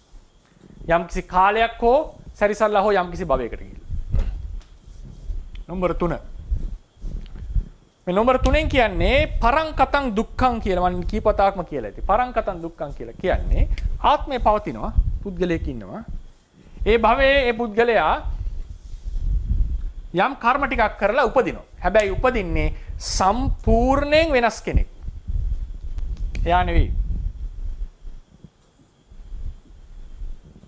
භවයෙන් භවයට යන්නේ උපදින්නේ වෙනස් ආත්ම. මේක තමයි පරංකතං දුක්ඛං කියන එකේ තේරුම. තව එකක් පුළුවන් කෙනෙක් නිර්මාණය කරා මේ දුක කියන එකත් ගන්න පුළුවන්. නාම සාමාන්‍යයෙන් සම්ප්‍රදාය විස්තර කරන්නේ පරංකතං දුක්ඛං කියලා. කියන්නේ කලින් ආත්මේ කුසල අකුසල රැස් කර කෙනා නෙවෙයි මේක විඳින්නේ. වෙන කෙනෙක් තමයි මේ දුක සකස් කරලා දෙන්නේ. පැහැදිලිද? පරංකතං දුක්ඛං. එතන උච්ඡේදයක්. මේ ආත්මය මෙතන ඉස්සෙදෙන අලුත් ආත්මය. හැබැයි මේ කර්ම නිසා මේ ආත්මය හටගෙන තියෙනවා. හතරවෙනි එක ධර්ම ටිකක් පවතිනවා. අර ධර්ම ටිකක් පවතී. ආත්මයක් නැත. නමුත් මරණින් මත්තේ අවසන් වේ. මේ තමයි උච්ඡේද දෘෂ්ටි 4. මේ තමයි සාස්වද. මේ තමයි සබ්බං අත්ති. හැමදාම ඇත. නැත්ති කියලා කියන්නේ යම් වෙලාවක නැති වෙනවා. මෙතනදී භවයෙන් භවයට නැති වෙනවා වෙන එකක් හටගත්තා. මෙතනත් නැතිත් මේ ආත්මය යන්නේ නැහැ මෙතනින් එහාට. මේ දෙවෙනි ආත්මය යන්නේ නැහැ තුන්වෙනි භවයට. මෙතන නාස්තිත්වයක් තියෙනවා. හතරවෙනි එකේදී ආත්මයක් නැහැ. ධර්ම ටිකක් තියෙන නැති වෙනවා. ඔක සාමාන්‍යයෙන් පකුද කච්චායන කියන ශාස්ත්‍රවරයා දේශනා කරන්නේ. මේ ජීවිතයේ තියෙන සොහොන දක්වා විතරයි. එතනින් එහාට මොනවද? මේ තමයි නාස්තික දෘෂ්ටි. මේ තමයි නැත කියලා කිව්වේ. නැත කියන එකේ අදහස් කරේ යම් වෙලාවක දෙයක් නැති වෙනවා. මොකද්ද නැති වෙන්නේ? ආත්මය නැති වෙනවා. හතරවෙනි එකේ හැටියට ආත්මයක් නෙවෙයි ජීවිත පැවැත්ම නැති වෙනවා. ඇයි ඒක ටිකක් බුදුදහමට ටිකක් කිට්ටුයි වගේ. ආත්මයක් නැහැ. හැබැයි බුදුදහමේ තියෙන වෙනස මොකද්ද? ධර්ම පවතින්නේ. මේක සාමාන්‍යයෙන් ධර්ම ගොඩක් එකඩක පැවතුනා වෙන්න පුළුවන්. ධර්ම પરම්පරාවක් වුණා වෙන්න පුළුවන්. ධර්ම પરම්පරාව එකම දෙයක් නෙවෙයි. ධර්ම પરම්පරාව සිඳෙනවා. බුදුදහමේ හැටියට මේ ධර්ම પરම්පරාව චිත්තචෛසික රූප විතරක් නෙවෙයි තියෙනවා අනුස්සය ආදී වූ කෙලෙස් ධර්ම ටිකක්. ඒවා ඇතිකල්ලි ධර්ම પરම්පරාව දිගින් දිගට කන්ටිනියු වෙනවා. උප්පත්තියට හේතු වන දේවල් ගැන අවධානයකින් තොරව හුදු ධර්ම પરම්පරාව සිඳනවා කිව්වොත් ඒක උච්ඡේද දෘෂ්ටියක්. ඒ කියන්නේ හේතුන් ගැන අපේක්ෂාවකින් තොරව කෙලෙස් තිබුණත් නැතත් මේක ඉවර වෙනවා මෙතනින් එහාට. මේක උච්ඡේද දෘෂ්ටිය. බුදුදහමේ හැටියට ආත්මයක් නැත ධර්ම ටිකක් පමණයි තියෙන්නේ. හැබැයි හේතුන් නැති කාලේ ධර්ම પરම්පරාව දිගින් දිගට යනවා. හේතුන් නැති වෙච්ච ජවතර සම්පූර්ණ ධර්ම પરම්පරාව සිදෙනවා. ඒ තමයි අනුපාදිශේෂ පරිනිර්වාණය. ඊටපත් වීම. ටිකක් කිට්ටුයි. නමුත් මෙතන තියෙන ගැටලුව හේතු නැති කල්හි මොකද්ද මේ හේතු පරමත්ත ජාතික අවස්ථා. එනිසා අපි කිව්වේ මුලින්ම පරමාර්ථ ධර්ම කියන අර චිත්තචෛසික රූප වලින් විතරක් මේක විස්තර කරන් යනකොට අපිට විස්තර කරගන්න අමාරු දේවල් ගොඩක් එනවා. මේ අවස්ථා කීපයෙන් විස්තර කරාම තමයි දැන් අපි දකිනවා පරමත්ත ජාතික අනුප්පන්න උපාදිනෝ ධර්ම මේ සියල්ලක්ම අපි කතා කරන විද්‍යමානත්වයෙන්. ඒකල්හි ධර්ම પરම්පරාව දිගින් දිගට යනවා. ඒ නිසා දැන් සියල්ල ඇත සියල්ල නැත කියන එක බුදුරජාණන් වහන්සේ දේශනා කරේ මේ ක්‍රමයටයි. ආත්මයක් ඇත ආත්මය නැති වෙයි නැත්තම් ධර්ම ටික හේතු ඇති කල්ලි දුරු වෙයි. මේක සිදුවන්නේ කෙසේද? දුක ඉපදෙන නැති වෙන බව දැකූ කල්හි දැන් ඔන්න දකිනවා ධර්මයෝ මොහොතින් මොහොත බිඳෙනවා. ඉපදීම් වර්ග දෙකයි බිඳීම් වර්ග දෙකයි. මොහොතින් මොහොත ඉපදීම මොහොතින් මොහොත බිඳීම. ඒක නිකන් ෂණික උපාදේ ෂණික නිරෝධය.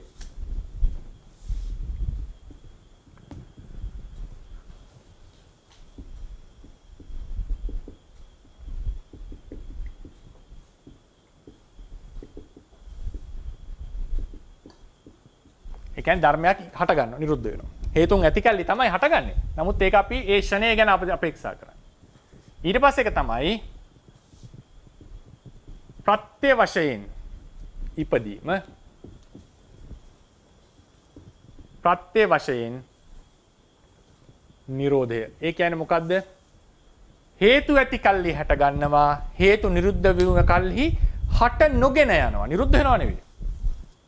හටගත්ත ධර්මයක නිරෝධයට හේතුවක් ඕනේ නැහැ. ඒක ඉබේ වෙන දෙයක්. හේතු නැති කල්හි නිරෝධ වීම යනු හේතු නැති කල්හි නොහට ගැනීමයි. පරම්පරාව දිගින් දිගට නොපැවතීමයි. එතකොට දැන් මේ උපාද වර්ග දෙකයි ෂණික උපාද වර්ග දෙකයි නිරෝධ වර්ග දෙකයි. යම් කෙනෙක් ෂණික නිරෝධය දකිනම් මොහොතින් මොහොත සිද්ධ වෙන නිරෝධය දකිනම් ඔහු දකිනවා මොකද්ද? මේ ආත්මය කියලා එක දෙයක් නෑ මේ ජීවිතය ඇතුලේ. මේක මොමන්ටරි වෙනස් වෙන දෙයක්. ෂණිකව වෙනස් වෙවි යන දෙයක්. කන භංගර ෂණ භංගුර වෙන ධර්ම ටිකක්. ඒ නිසා ආත්ම සංඥාව දුරු වෙයි. සදාතනික ආත්මයක් ගැන කවර කතාවද? මොහොතින් මොහොත මේ සියල්ල දුරු වෙනවා. ඒ නිසා තමයි කිව්වේ නිරෝධය දකින්න කල්හි ඇත යන දෘෂ්ටිය නැති වෙයි. ෂණික නිරෝධය දකින්න කල්හි. ප්‍රත්‍ය වශයෙන් නිරෝධය දකින්නකොට හේතු නැති කල්හි මේ ධර්ම පරම්පරාව උප්පත්තිය සිද්ධ වෙන්නේ නැහැ. නිවන් දකින්නකොට කියන එක තේරෙන කොටත් ආත්මයක පැවැත්මක් කියන එක දුරු වෙනවා. මොකද දිගින් දිගට යෑමක් නැහැ ධර්මය නිරෝධයට. එතන ෂණ වශයෙන් නිරෝධය දැක්කත් ප්‍රත්‍ය වශයෙන් නිරෝධය දැක්කත් ඇත යන දෘෂ්ටිය දුරු වෙලා යනවා. ඊට පස්සේ කිව්වා උපාදයේ සමුදය දකින්නකොට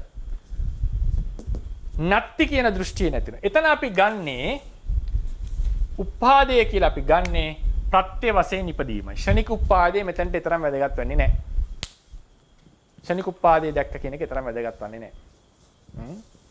මොකද්ද ප්‍රත්‍ය වශයෙන් ඉපදීම කියලා කියන්නේ? හේතු නැති කල්ලි ඵල හට ගන්නවා. විශේෂයෙන්ම මරණයටපත් වෙනකොට අවිද්‍යාව තෘෂ්ණාදී කෙලෙස් සහිතනම් සත්වයා මතු උපදිනවා කියන එක තේරුම් ගැනීම. ඒතකොට කෙනෙක්ට අහන්න ස්වයංහස මේවා තේරුම් ගන්නේ කොහොමද? මේවා අවබෝධ කරගන්නේ කොහොමද?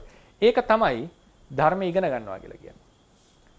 මතක තියාගන්න මතු උප්පත්තියක් සිද්ධ වෙනවා කියන එක මේ භාවනා කරලා තේරුම් ගන්න එකක් නෙවෙයි.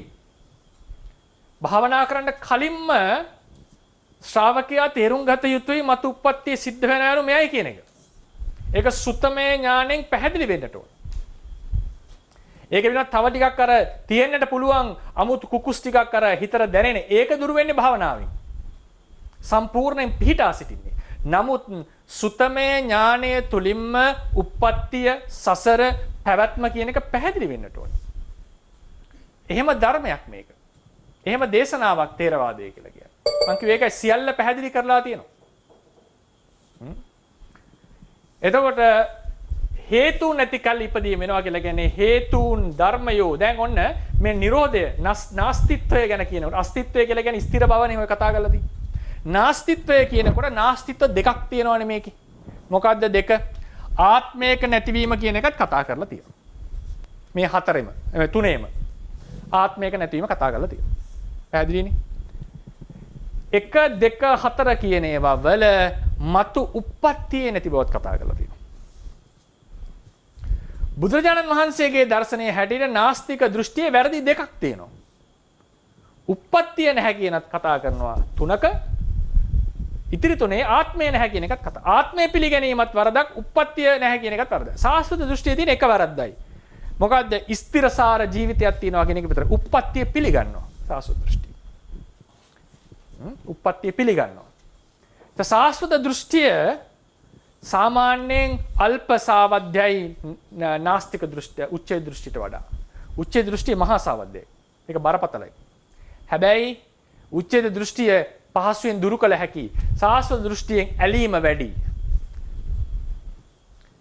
ස්ථිරසාර ආත්මය මේකට කැමති. ඒක බැඳීම වැඩි. ඇත්තටම කියනවා නම් දෘෂ්ටිය උපදින්නේ මම මාගේ කියලා අල්ලගන්නේ මාගේ ආත්මය. සාමාන්‍ය හොඳ උදාහරණයක් දෙන්න රේරුකාණ සඳ. යමෙක් මගේ කියලා අල්ලගන්නේ කැමති වෙන දෙයකටනේ. දෙමාපියෝ වුණත් මගේ පුතා කියන්නේ කැමති පුතාටනේ. සාමාන්‍ය හැමෝටම කියනවා දෙමාපියෝ. නමුත් වැඩියෙන් ආදරය කරනවා කියන්නේ මගේ කියලා අල්ලගන්නේ. අපි අකමැති දෙයක් මගේ කියලා අල්ලගන්නේ නැහැ. ඒ නිසා තෘෂ්ණාව නිසා උපාදානය හටගන්නවා. ඒ නිසා මේ ආත්ම දෘෂ්ටිය දැඩිවම තියෙනකොට දුරු කිරීමට අපහසුයි. අර වච්චගොත්ත පරිබ්‍රාජකයාට ඒකනේ සාස්වත දෘෂ්ටිය තිබුණේ දුරු කරන්න කාලයක් ගියා ඒක. පස්සේ රහත් වෙනවා. මේකේ නැති බවල් දෙකක් තියෙනවා. ආත්මේ නැතිවීම දෙක තියෙනවා මේ තුනේම. මතු උප්පත්තිය නැතිවීම කතා කරලා තියෙනවා මේ හතරෙම. මේ තුනේම. මේකෙන් දවසකින් ආත්මය අවසන් වෙනවා නම් එතනත් ඒක තියෙනවා ප්‍රශ්නේ. නමුත් අපි ඒකට අපි අවධානය දුන්නේ නැහැ. මේ කියන දොස් දෙක බුදුරජාණන් වහන්සේගේ දර්ශනයේ හැටියට බුදුරජාණන් වහන්සේ හිතන හැටියට මේ කියන දොස් දෙක දුරු වෙනවා ප්‍රත්‍ය වශයෙන් ඉපදීම දකින්නකොට. මොකද්ද ප්‍රත්‍ය වශයෙන් ඉපදීම කියලා කියන්නේ? අවිද්‍යා සංස්කාර ආදී තියෙනකොට විඥාන නාම රූප ආදී පරමතු උප්පත්තිය සිද්ධ වෙනවා. කෙලෙස් සහිතව මරණා නම් ප්‍රතිසන්දිය සිද්ධ වෙනවා කියන එකයි ප්‍රත්‍ය වශයෙන් උපාදේ දකින්නවා කියලා කියන්නේ. මේ මොහොතේ නාම රූපය ඉපදෙනවා. චක්කු විඥානයේ ප්‍රසාදයේ රූපය ගැටෙනකොට චක්කු විඥානයේ හට ගැනීම දැකීමත් උපත්මක්. ප්‍රත්‍ය වශයෙන් සනික උපදීමක්. ඒක ඉපදෙනවා බිඳෙනවා. ඒ වගේම විශේෂ ප්‍රත්‍ය ඉපත්මක් තමයි කෙලෙස් සහිත සත්වයා මිය ගියාම නැවත උපදිනවා කියන එක. මේක තමයි කාංකා විතරන විසුද්ධියෙන් දුරු කරගන්න මේක අවබෝධ කරගන්න. ඒක විශේෂයි. ditthi visuddhiය එනකොට මේ භවයේ තියෙන හේතුඵලයක් තේරුම් ගන්නවා. ඒක ditthi visuddhiය කතා කරනකොට තේරෙයි. නාම රූපයන්ගේ නිස්සත්ත්‍ය නිජ්ජීව භාවය තේරුම් ගන්න මේ අඤ්ඤමඤ්ඤ හේතුත්වය හේතුඵල සම්බන්ධයක් තේරුම් ගන්නවා අපි. හැබැයි කාංකා විතරන විසුද්ධියේදී භවයෙන් භවයට තියෙන හේතුඵල සම්බන්ධය තේරුම් ගත යුතුමයි. ඒක ඊටාම වැදගත් දෙයක්. ඒකට පෙර භවය පසුව බලන්න අවශ්‍යම නැහැ. සුක්ඛ විපස්සනාකියත් ඒක තේරුම් ගන්න. ඒක අපි එදාට කතා කරමු. දැන් මෙතනදී හේතුන් වශයෙන් ඉපදීම දකින්නකොට ඔහු තේරුම් ගන්නවා හේතුන් ඇති කල්හි මොකද්ද හටගන්නේ දේශනාවේ හැටියට. අවිද්‍යා සංස්කාර නිසා නාම රූප විඥානය හටගන්නේ. නිස්සත්ත්‍ය නිජ්ජීව ධර්ම ටිකක් නිසා නිස්සත්ත්‍ය නිජ්ජීව ධර්ම ටිකක් හටගන්නවා. බුදුරජාණන් වහන්සේගේ දේශනාව විස්තර කරොත් මේක උඩින් ගියමු. බුද්ධ දේශනාවක් මෙතන ඇද්දොත් ඒ කියන්නේ ඒ වෙන සිද්ධිය නිස්සත්ත්‍ය නිජ්ජීව ධර්ම අපි ඒක ළඟ ගනිමු.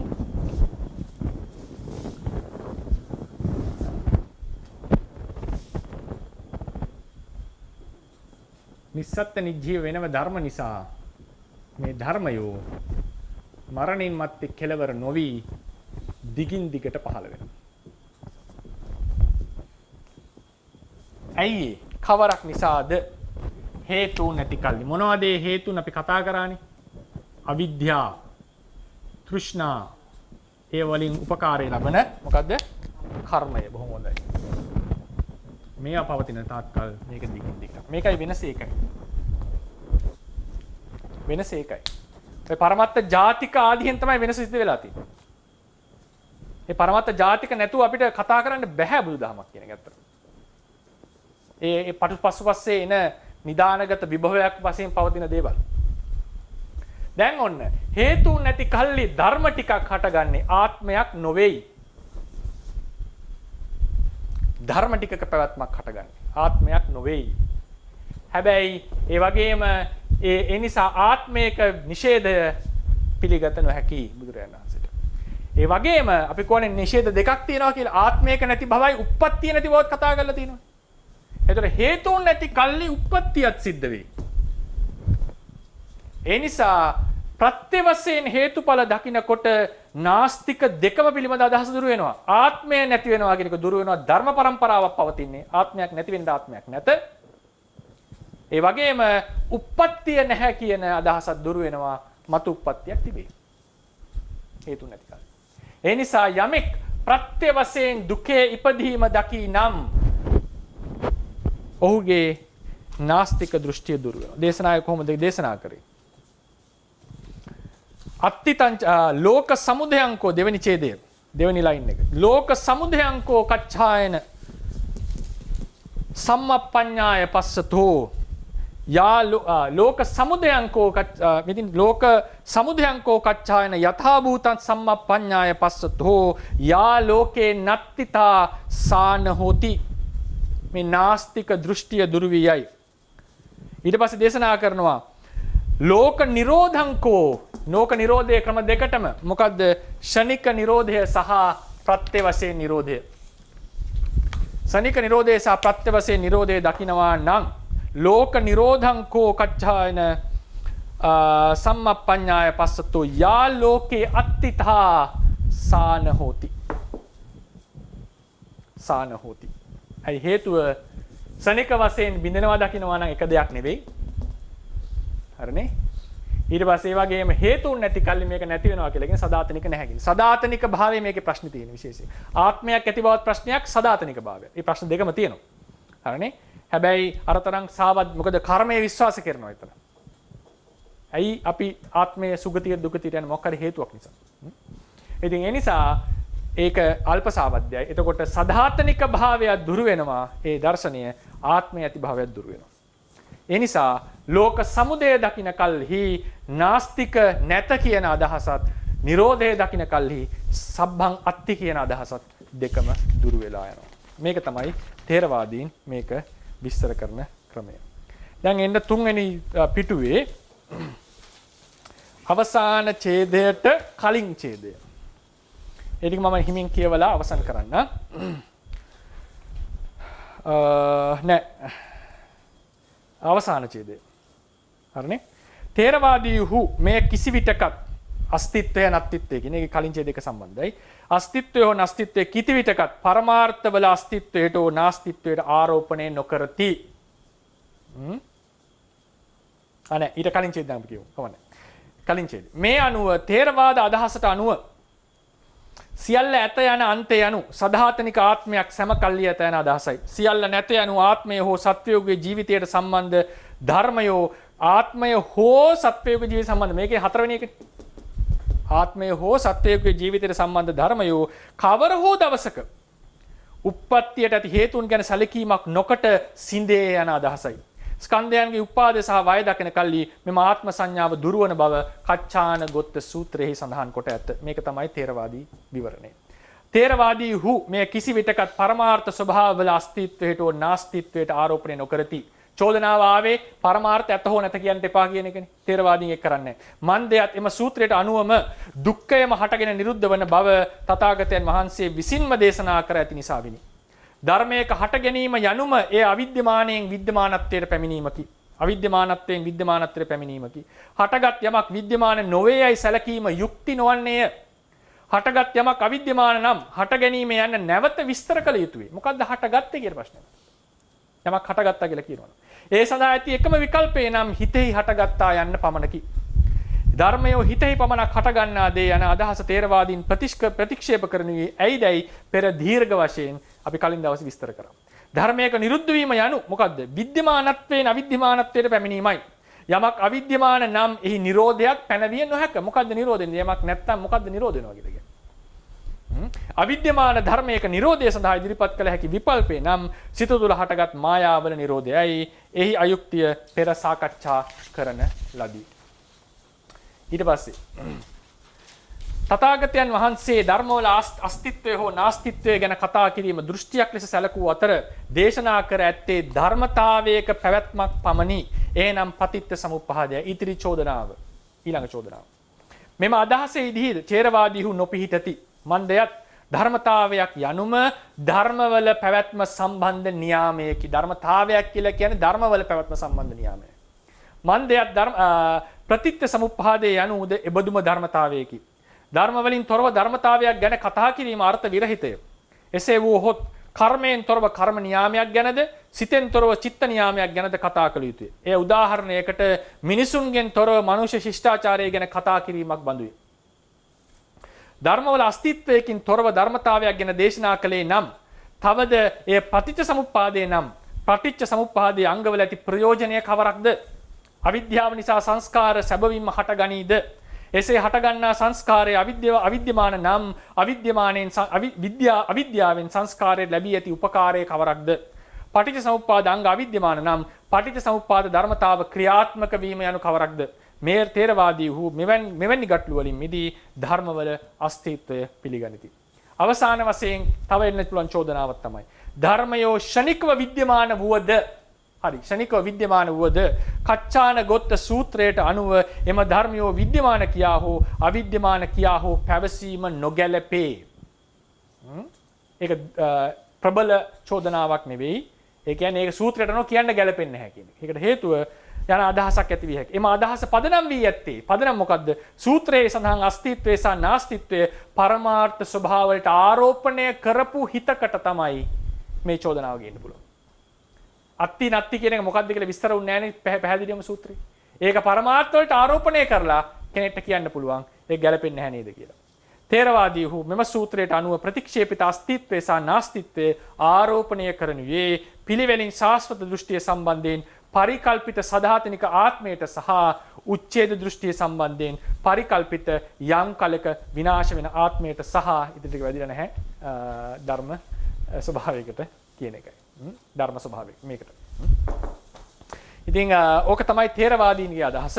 තේරවාදීන් මෙන්න මේ කියන කරුණු කාරණා නිසා නැවත ඒ කියන්නේ තේරවාදීන් ධර්මවල අස්තිත්වය සහ නැස්තිත්වය ගැන කතා කරන්නේ පරමාර්ථ ධර්මියෝ සන වශයෙන් නමුත් විද්‍යමානයි කියන අදහසේ ඉන්න පිරිසක්. ඊට පස්සේ අපි හෙට දවසේදී රූපං සභාවේන ශුඤ්ඤං ඊට පස්සේ අර අජිත මෝගරාජ ප්‍රඥාවේ තියෙන ලෝකය ශූන්‍ය වශයෙන් බැලිය යුතුයි ආදී වූ කරුණු ටිකත් කතා කරලා ඊට පස්සේ අපි ඒක අවසන් වෙලා රූප පාඩමට යමු. එහෙනම් පාඩම අවසන් කරනවා ප්‍රශ්න අහන්නට අවස්ථාව ලබා දෙන්න. අවසරයි හඳුරන්නේ. අතරුවන් සරණයි. මගේ නම ධනුෂ්ක. තෙරුවන් සරණයි. හඳුරන්නේ විද්‍යමාන ධර්මතාවය අරමත් ධර්ම වල විද්‍යමාන බව ගැන පොඩි ප්‍රශ්නයක් තියෙනවා. ඔව්. දැන් හඳුරන්නේ දැන් එතනදි ඩෙෆිනිෂන් එක වශයෙන් කියන උපාද පිටි බංග යන අවස්ථා තුනේ එක අවස්ථාවක හෝ පැමිණ ඇති බව. ඒ කියන්නේ පරමාර්ථ ධර්මවල පරමාර්ථ ධර්ම. ඔව් හරි.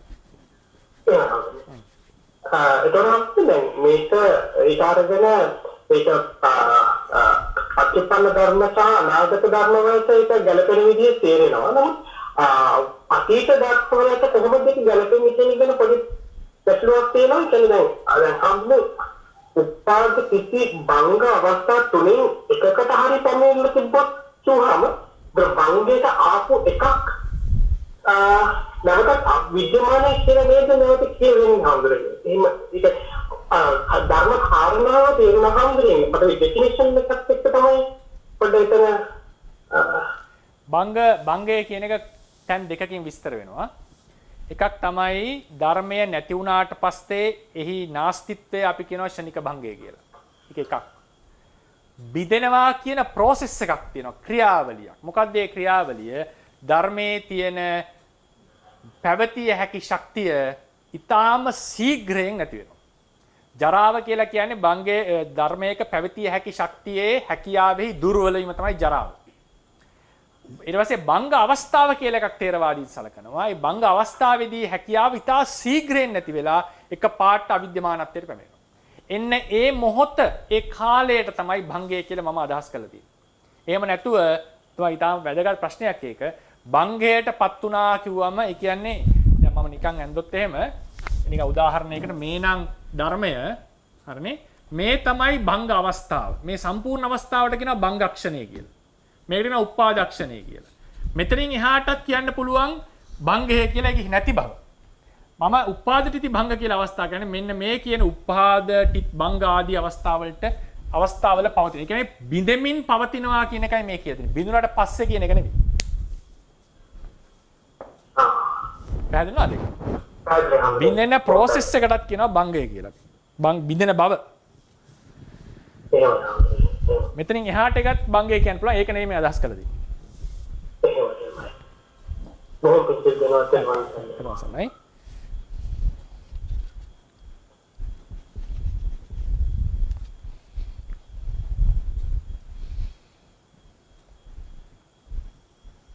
අවසරයි ස්වාමීන් වහන්සේ. මම අර දීපල් කතා කරන්නේ මේ සමිනාස මේ දැන් ප්‍රත්‍යයන් ඇති කල්ලි උත්පාදයක් තියෙනවා. ඒක ප්‍රත්‍යයන් නැති කල්ලි ධර්ම නිරෝධ වෙනවා නෙවෙයි ඔබ වහන්සේ මේ කීපදේ මට තේරිච්ච විදිහට මම අහන්නේ සමිනාස. නිරෝධ වෙනවා නෙවෙයි හට ගැනීමට ඇති ධර්ම වල හට නොගැනීමක්ද කියනකට අදහස් කළේ. ඔව් ඒක තමයි අදහස්. ඒත් එක්කම සමිනාස පටිලෝම පටිච්චසමුප්පාදයේ චුට්ටක් ඒකට ඈදලා චුට්ටක් විස්තර කරන්න පුළුවන්ද? ඒ කියන්නේ අල්ලෝම කියන්නේ දැන් ප්‍රත්‍යයන් අවිද්‍යාව නිසා සංකාරයට ගන්න සංස්කාර නිසා විඥාන. එතකොට පටිලෝම පටිච්චසමුප්පාදයේ සමිනාස අවිද්‍යාව නැතිවීමෙන් සංස්කාර නැති වෙනවා නෙවෙයිද? හට ගැනීමට නියමිත සංස්කාර නැති නොවේ ඉන්නවද? කියන එක සමිනාස චුට්ටක් පැහැදිලි එතන අදහස් කරේ ප්‍රත්‍ය නිරෝධයෙන් ඵල නිරෝධය කියලා අදහස් කරේ හටගන්නට තියෙන ධර්මයන්ගේ නැතිවීමයි. මොකද යමක් හටගත්තා නම් ඒ ධර්මයේ නිරෝධයට අමුතුවෙන් දෙයක් අවශ්‍ය නැහැ. ඒක ඉබේම නිරුද්ධ වෙනවා. ඒක තමයි සංකත ලක්ෂණය. ඉපදිච්ච දෙයක් නිරුද්ධ වෙනවා. ඒක තමයි ත්‍රංග ස්වභාවය. ඉතින් ඕකේ තව තියෙනවා තිති අවස්ථාවටත් ප්‍රත්‍යයන්ගේ අවශ්‍යතාවය සහ නැති බව කියලා එකක් තියෙනවා. ඒ කියන්නේ පවතින අවස්ථාවටත් සාමාන්‍යයෙන් අපි කියන්නේ මොකද යම්කිසි ධර්මයක් හටගන්නවා නම් ඒ ධර්මය හටගන්නේ බාහිර ප්‍රත්‍යයකින් හැමතිස්සෙම. බාහිර ප්‍රත්‍යයකින් තොරව හටගන්න දෙයක්. තමන් ඇතුළෙම තියෙන ඒ නාම කලාපයක් වේවා රූප කලාපයක් වේවා ඒක ඇතුළෙම තියෙන ප්‍රත්‍ය වලින් පමණක් හටගන්නවා කියලා එකක් නැහැ. හැමතිස්සෙම බාහිර ප්‍රත්‍යකින් තමයි ධර්මයක් හටගන්නේ. ඒතකොට මේ ලෝකේ ආරම්භයක් නැහැ කියන එකට ඒක අභිධර්මයේ තියෙන ඒ කියන්නේ ථේරවාදීන්ගේ තියෙන අදහස. ඒකෙදී මේ බාහිර ප්‍රත්‍යයෙන් ප්‍රත්‍ය අවශ්‍ය වෙන්නෙම ධර්මයේ හට ගැනීමට පමණයි. බාහිර ප්‍රත්‍ය. හටගත්තට පස්සේ ඒකට අවශ්‍ය නැහැ ඒකෙන් කිසිම අවශ්‍යතාවයක් වෙන්නේ නැහැ. ඒක ඉබේ පවතින. හැබැයි ඒ ක්ලස්ටර් එකේ ඒ කලාපයේහි ඔවුනොවුන් අතර ප්‍රත්‍යවීම ආදී සිද්ධ වෙනවා ඒ පවතින තාක්කල්. හැබැයි බිඳෙන්නේ ප්‍රත්‍ය නැති නිසාවත් ප්‍රත්‍ය පවතින නිසාවත් නෙවෙයි. බිඳීම කියලා කියන්නේ හටගත්ත ධර්මයක් ජරාව කියන ස්වභාවික නියාමයට ධර්මතාවයට යට වෙලා වීක් වෙලා දුර්වල වෙලා නැතිවීම. ඒකට 아무තෙන් ප්‍රත්‍ය ඕනේ නැහැ. එතකොට ප්‍රත්‍ය නිරෝධයෙන් ධර්ම නිරෝධ වෙනවා කියලා කියන්නේ ප්‍රත්‍ය නැතිවීම නිසා හටගන්නට තිබිච්ච ධර්ම නොහට ගැනීමයි. අපි ඔය කතා කරන්නේ නේද? අපි අර බය කියන මාතෘකාව අරන් කතා කරේ මොන බයද නැති උනේ කියලා. හටගත්ත බයනේ හටගත්ත බය ඉබේම නැති වෙනවා. මිනිස්සෙක් ගිනි පෙරැල්ලක් මොකද ලීයක් දිහා බලාගෙන ඉන්නකොට බය හිතනවා හොල්මනක් කියලා. ඒ බය හට ගන්නවා නිරුද්ධ වෙනවා. බය හට ගන්නවා නිරුද්ධ වෙනවා. ටිකක් දුර යනවා ආයෙ බය හට ගන්නවා ආයෙ පස්සට එනවා. දැන් එතනින් කවුරු හරි ගිනි පෙරැල්ලක් අරගෙන යනවා. අරගෙන ගිය ගමන් දකිනවා මේ හිටියේ අමනුස්සයෙක් නෙවෙයි කණුවක් කියලා. මේ බය නැති වුණා. මොන බයද නැති උනේ? හටගත්ත බයද නෑ. හටගත්ත බය ඒ මොහොතේම නැති වෙනවා. අවසාන බයත් හරගෙන නිරුද්ධ වුණා. චක්කු විඥානයේ පහළනකොට බයක් හිතේ නෑ. හැබැයි නිරුද්ධ වුණේ මොන බයද? ඒ රූපය නොදැක්කනම් තවත් පැය ගානක් හටගන්නට තිබුණා නම් යම් බයක් ඒ බයයි නූපදී. එතකොට හේතුන් නැති කල්හි දුරවන්නේ නිරෝධය anu හටගන්නට තිබිච්ච ධර්මවල නොහට ගැනීමයි. ඊට පස්සේ මහත්මයා අහුව ප්‍රශ්නය පටිලෝම පටිච්චසමුප්පාදය. පටිලෝම පටිච්චසමුප්පාදය කියන්නේ මහත්මයා නිවනමයි. වෙන එකක් නෙවෙයි. පටිලෝම පටිච්චසමුප්පාදේ anu නිවනේ වේ වචනයි. නිවනට සමාන පදයි. නිවනට සමාන පදයි. මොකද්ද? අවිද්‍යා නිරෝධයෙන් සංස්කාර නිරෝධ වේ. අවිද්‍යා නිරෝධේ anu ඒ අනුසේ වශයෙන් පවතිනා වූ අවිද්‍යාවේ නැති බවයි. ප්‍රහාණයයි මාර්ග ඥාණයෙන් කරන ප්‍රහාණයයි.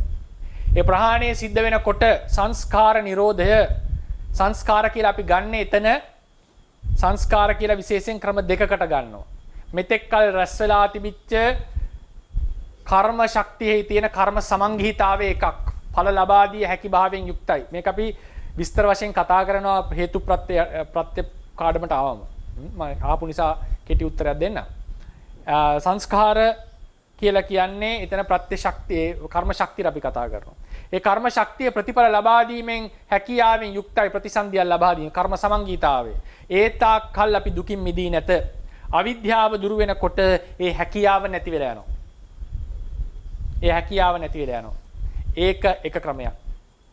ඊළඟට අවිද්‍යාව දුරු වීම නිසා හට ගන්නවා නම් යම් ජවනසිතක් ඒ ජවනසිතට අවිද්‍යාවේ බලපෑම නැතිවීම නිසා අනුසය අවිද්‍යාවේ බලපෑම නැතිවීම නිසා හට ගන්න ජවනසිත කර්ම බවට නොපත් නොවී යනවා. හටගන්නට තිබ්බ කර්මයෝ දුරු වෙලා යනවා.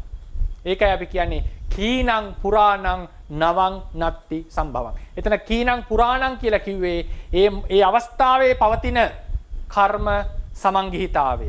හැබැයි ඒක පුරාණ වචනයෙන් හඳුන්වන්නේ. ඒ නිසායි අපි කිව්වේ කර්ම පරමත්ත ජාතික දේවල් හඳුන්වලා තියෙන්නේ පරමාර්ථ ධර්මවල නාමයෙන්. පුරාණ කර්මයේ තිබිච්ච කර්ම සමංගිහිතාවය මතු ප්‍රතිසන්දි ලබා දී හැකියාවෙන් දුර වෙනකොට ඒකට කියනවා පුරාණ කර්මයේ ෂය වුණා කියලා. ඒ මොකද ඒ කර්ම සමංගිතාවයේ රැස් වෙලා තියෙන්නේ අතීතයේ කරපු කර්මයක් නිසා.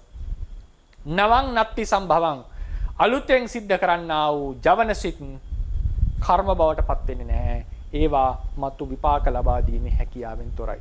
ඒකට කියනවා ඔක එන්නේ ඔය කතාව දෙවෙනියට කියන කතාව ඒක ලස්සනට විස්තර කරනවා පටිසම්භිදා මාර්ග අටුවාව. ඒක ඡේදයක් තියෙනවා.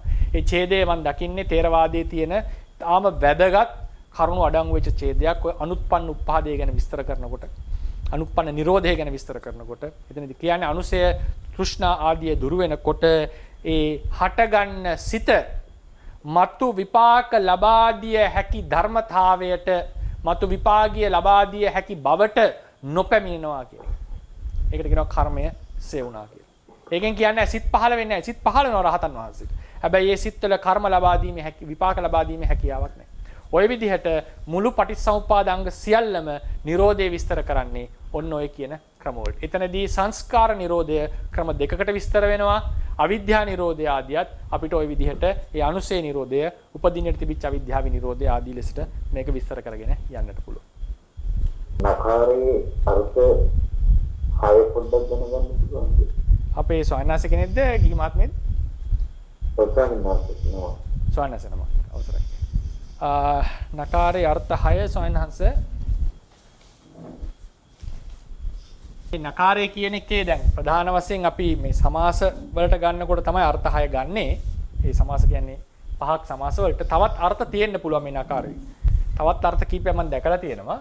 අපි අර්ථ 6 තමයි සාමාන්‍ය ප්‍රධාන වශයෙන් කතා කරන්නේ. තවත් අර්ථ තියෙනවා මේකේ. න කියන එකේ එක අර්ථයක් තමයි අපි එහෙනම් පටන් ගමු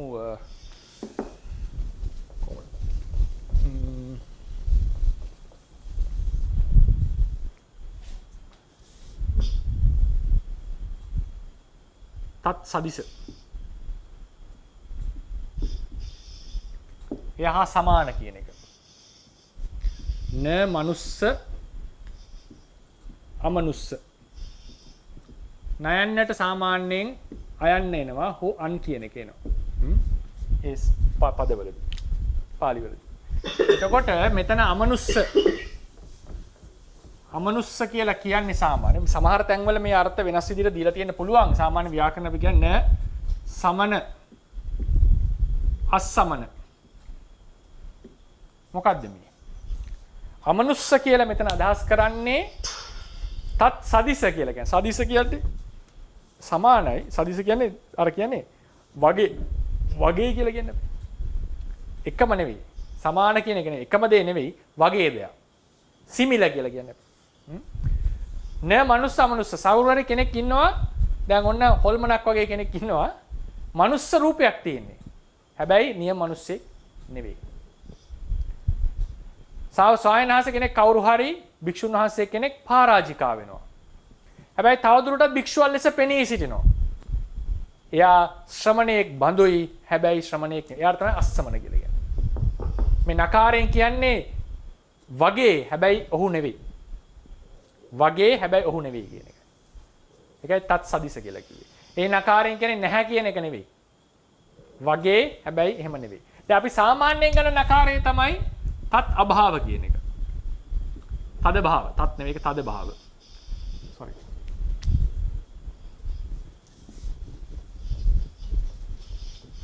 මේ තමයි සාමාන්‍යයෙන් අපි ගන්න නකාරය. තද භාව. න කත්වා කියන්නේ කර කියන එකනේ. අකත්වා නොකර කරෝති කියන්නේ ක්‍රියා කරනවා. නකත්වා කියන්නේ ක්‍රියාව නැහැ. ක්‍රියාවේ ප්‍රතිෂේධය. සම්පූර්ණ කරලා නැහැ මොනවා. එතන නකාරයෙන් අදහස් කරේ අභාවයක්. ක්‍රියාවේ නැති බවක්. මෙතන නකාරයෙන් අදහස් කරේ මිනිස්සයා කවුරුත් නැහැ කියන කෙනෙක් ඉන්නවා. අමනුස්ස කියලා කියන්නේ මොකක්වත් මිනිස්සෙක්ගේ නැති බව නෙවෙයි. කෙනෙක් ඉන්නවා මිනිහෙක් වගේ හැබැයි මිනිහෙක් නෙවෙයි. ඊට පස්සේ එන්නේ තද් විරුද්ධ න කුසල අකුසල. කුසලයේ අකුසල කියලා කියන්නේ දැන් කුසලයෙන් අන්‍ය වෙච්ච දෙයක්ුත් නෙවෙයි. කුසලයෙන් අන්‍ය වෙච්ච දෙයක් තමයි. නමුත් කුසලයට විරුද්ධයි සම්පූර්ණයෙන්. අකුසල් තියෙනකොට කුසල් හට ගන්නට බෑ. අකුසල් වල ශක්තිය දුර්වල කරනවා අකුසලයෙන්. විපාක වගේ නෙවෙයි. නකාරයෙන් මෙතන අදහස් කරේ විරුද්ධ භාවය. න ලෝභ අලෝභ. අලෝභ කියලා කියන්නේ ලෝභේ නැති බව නෙවෙයි. අලෝභය කියන්නේ වෙනම චෛතසිකයක්. ලෝභයට ප්‍රතිවිරුද්ධ දෙයක්. අකුසල කියන්නේ කුසලේ නැති බව නෙවෙයි. කුසලයට විරුද්ධ දෙයක්. ඊට පස්සේ තද භාව, තත් සදිස, තත් විරුද්ධ, තදඤ්ඤ. න ගාම අගාම. ගම නොවන තැන අගාමය. සාමාන්‍යයෙන් විනය අපිට හම්බ වෙනවා අගාමකේ අරඤ්ඤේ. න ගාම කියලා කියන්නේ ගමෙන් අන්‍ය වෙච්ච අරඤ්ඤය කියන එකයි. ගමෙන් එහා. ඒ කියන්නේ තදඤ්ඤ වෙනස් දෙයක්. දැන් අපි කො න නිච්ච අනිච්ච. අනිච්ච කියලා කියන්නේ නিত্য දෙයින් අන්‍ය වෙනස් දෙයක්. නিত্য භව නැති භව නෙවෙයි. අනිච්ච කියලා කියන්නේ ධර්මයක්. නිච්ච කියලා කියන්නේ ධර්මයක්. හටගෙන සදාතනිකව පවතින හෝ හට ගැනීමක් නැතුව සදාතනික පවතින දේ තමයි නිත්‍ය. එතකොට බුදුරජාණන් වහන්සේගේ හැටියට පළවෙනි නිත්‍ය භාවය නේ. හටගෙන නොබිඳින දෙයක් නෑ. නොහටගෙන නොබිඳින දෙයක් තියෙනවා. ඒක තමයි නිවන. අනිත්‍ය කියලා කියන්නේ එයින් අන්‍ය වෙච්ච ඒට වෙනස් ලක්ෂණ පෙන්눔 කරන එකක්. ඒ කියන්නේ නිරුද්ධ වෙනවා කියන එකයි. න අත්ත අනත්ත අනාත්මයට වෙනස් ලක්ෂණ. විරුද්ධ නෑ ඒක. විරුද්ධයි කියලා කියන්නේ අරයාගේ බල හීන කරන, එයාව දුර්වල කරන නසුර අසුර කියනකොට ගන්නවා විරුද්ධ. මොකද අසුරයෝ දෙවියෝ යුද්ධ කරනවා කියන එකට. නේ විරුද්ධාර්ථය කරනවා. අන්‍යාර්ථයක් ගන්න. නමුත් විරුද්ධාර්ථයක් පුළුවන්. මොකද ඒගොල්ලෝ යුද්ධ කරන නිසා කියන එක. ඒ විරුද්ධ බව. ඒක තදඤ්ඤ. ඊට පස්සේ එනවා තදල්ප. තදල්ප කියන්නේ අඩුයි කියන එක. න උදර. නත්ති උදරෝ කියලා කියන්නේ එතන. හරිනේ? අනුදරෝ. අනුදර කියලා කියන මේක බහුබී සමාසයක්. උදර කියන්නේ බඩ කියන එකට. න උදර කියලා කියන්නේ අපොට.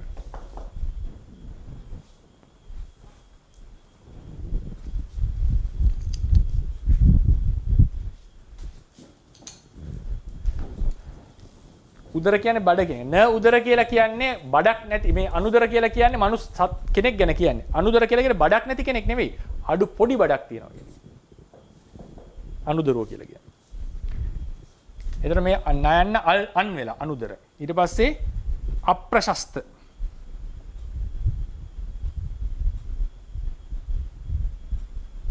අප්‍රශස්ත කියලා කියන්නේ මම හිතන්නේ නිකන්තයනේ ප්‍රශස්ත. නකේස අකේස. මේකත් බහුබීහි සමාසයක්. කේස කියන්නේ කෙස්. අකේස කියලා කියන්නේ නිකන් සෞතු කෙස් තියෙන කෙනෙක්. නිකන් ලස්සන නැති කෙස් තියෙන කෙනෙක්. අකේස. සාමාන්‍යයෙන් ඉන්දියන් සම්ප්‍රදාය හැටියට හොඳට ඝනව කෙස් තියෙන එක හොඳ ලකුණක් ලෙස සලකනවා. ඒතර ඒ විදිහට නකාරේහි අර්ථ 6ක් තියෙනවා. මේ තමයි 6. සාමාන්‍යයෙන් න ගච්ඡති කියලා ගන්න අපි ගියේ නැහැ. න ගච්ඡති. ඒවා ගන්න මේ තද භාව කියන එකේ. ඒක සමහරවිට සමාසයක් වෙනවා කත්වා වගේ වල අනිත් තැන් වල න ගච්ඡති. ඒතර සමාසය හැදෙන්නේ නැහැ. මේ ක්‍රියාවක් නිසා න ගච්ඡති. ඒ කියන්නේ ගමන ගියේ නැහැ. ඒ ඊතර නකාරයේ විතරයි මේ නැහැ කියලා කියන්නේ. නැති භාවය කියලා කියන්නේ. අනිත් තැන් වල නකාරයෙන් නැති භාවයක් නෙවෙයි කලකන්නේ. අමනුස්ස කියනකොට කෙනෙක් ඉන්නවා තත් සදිස මිනිස්සයා වගේ හැබැයි මිනිස්සයා නෙවෙයි. අශ්‍රමණේක් පරාජිකා වෙච්ච කෙනෙක්. ශ්‍රමණේක් වශයෙන් පෙනී ඉන්න. හැබැයි සැබෑ ශ්‍රමණේක් නෙවෙයි බුදුරජාණන් වහන්සේගේ ආඥාව අනුව. තත් විරුද්ධයි. න කුසල අකුසල කියලා කියන්නේ කුසලේ නැති බව නෙවෙයි කුසලයට විරුද්ධ බව. න ලෝභ අලෝභ කියලා කියන්නේ ලෝභේ නැති බව නෙවෙයි ලෝභයට විරුද්ධ වෙච්ච ගතිය. තදඤ්ඤ කියලා කියන්නේ ඒකට න ගාම අගාම. අගාම කියලා කියන්නේ ගමෙන් අන්‍ය වෙච්ච තැන. ඒ කියන්නේ ආරණ්‍ය. න නිච්ච අනිච්ච. නිත්‍ය දෙයක් නෙවෙයි. ඒට වෙනස් ලක්ෂණ නැති දෙයක්.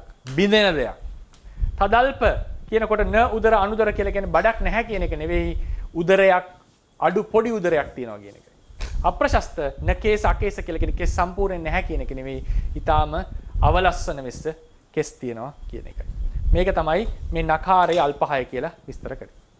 අද පාඩම අවසන් කරනවා. හෙට දවසේදී කරන්නේ. මෙරස්පත් කරගන්න යදුනා වූ කුසල ශක්තිය අප සෑම දිනාටම තව තවත් ධර්මඥාන භාවනාඥාන දියුණු කරගෙන නිවනින් සැනසෙන්නටම හේතු වේවා.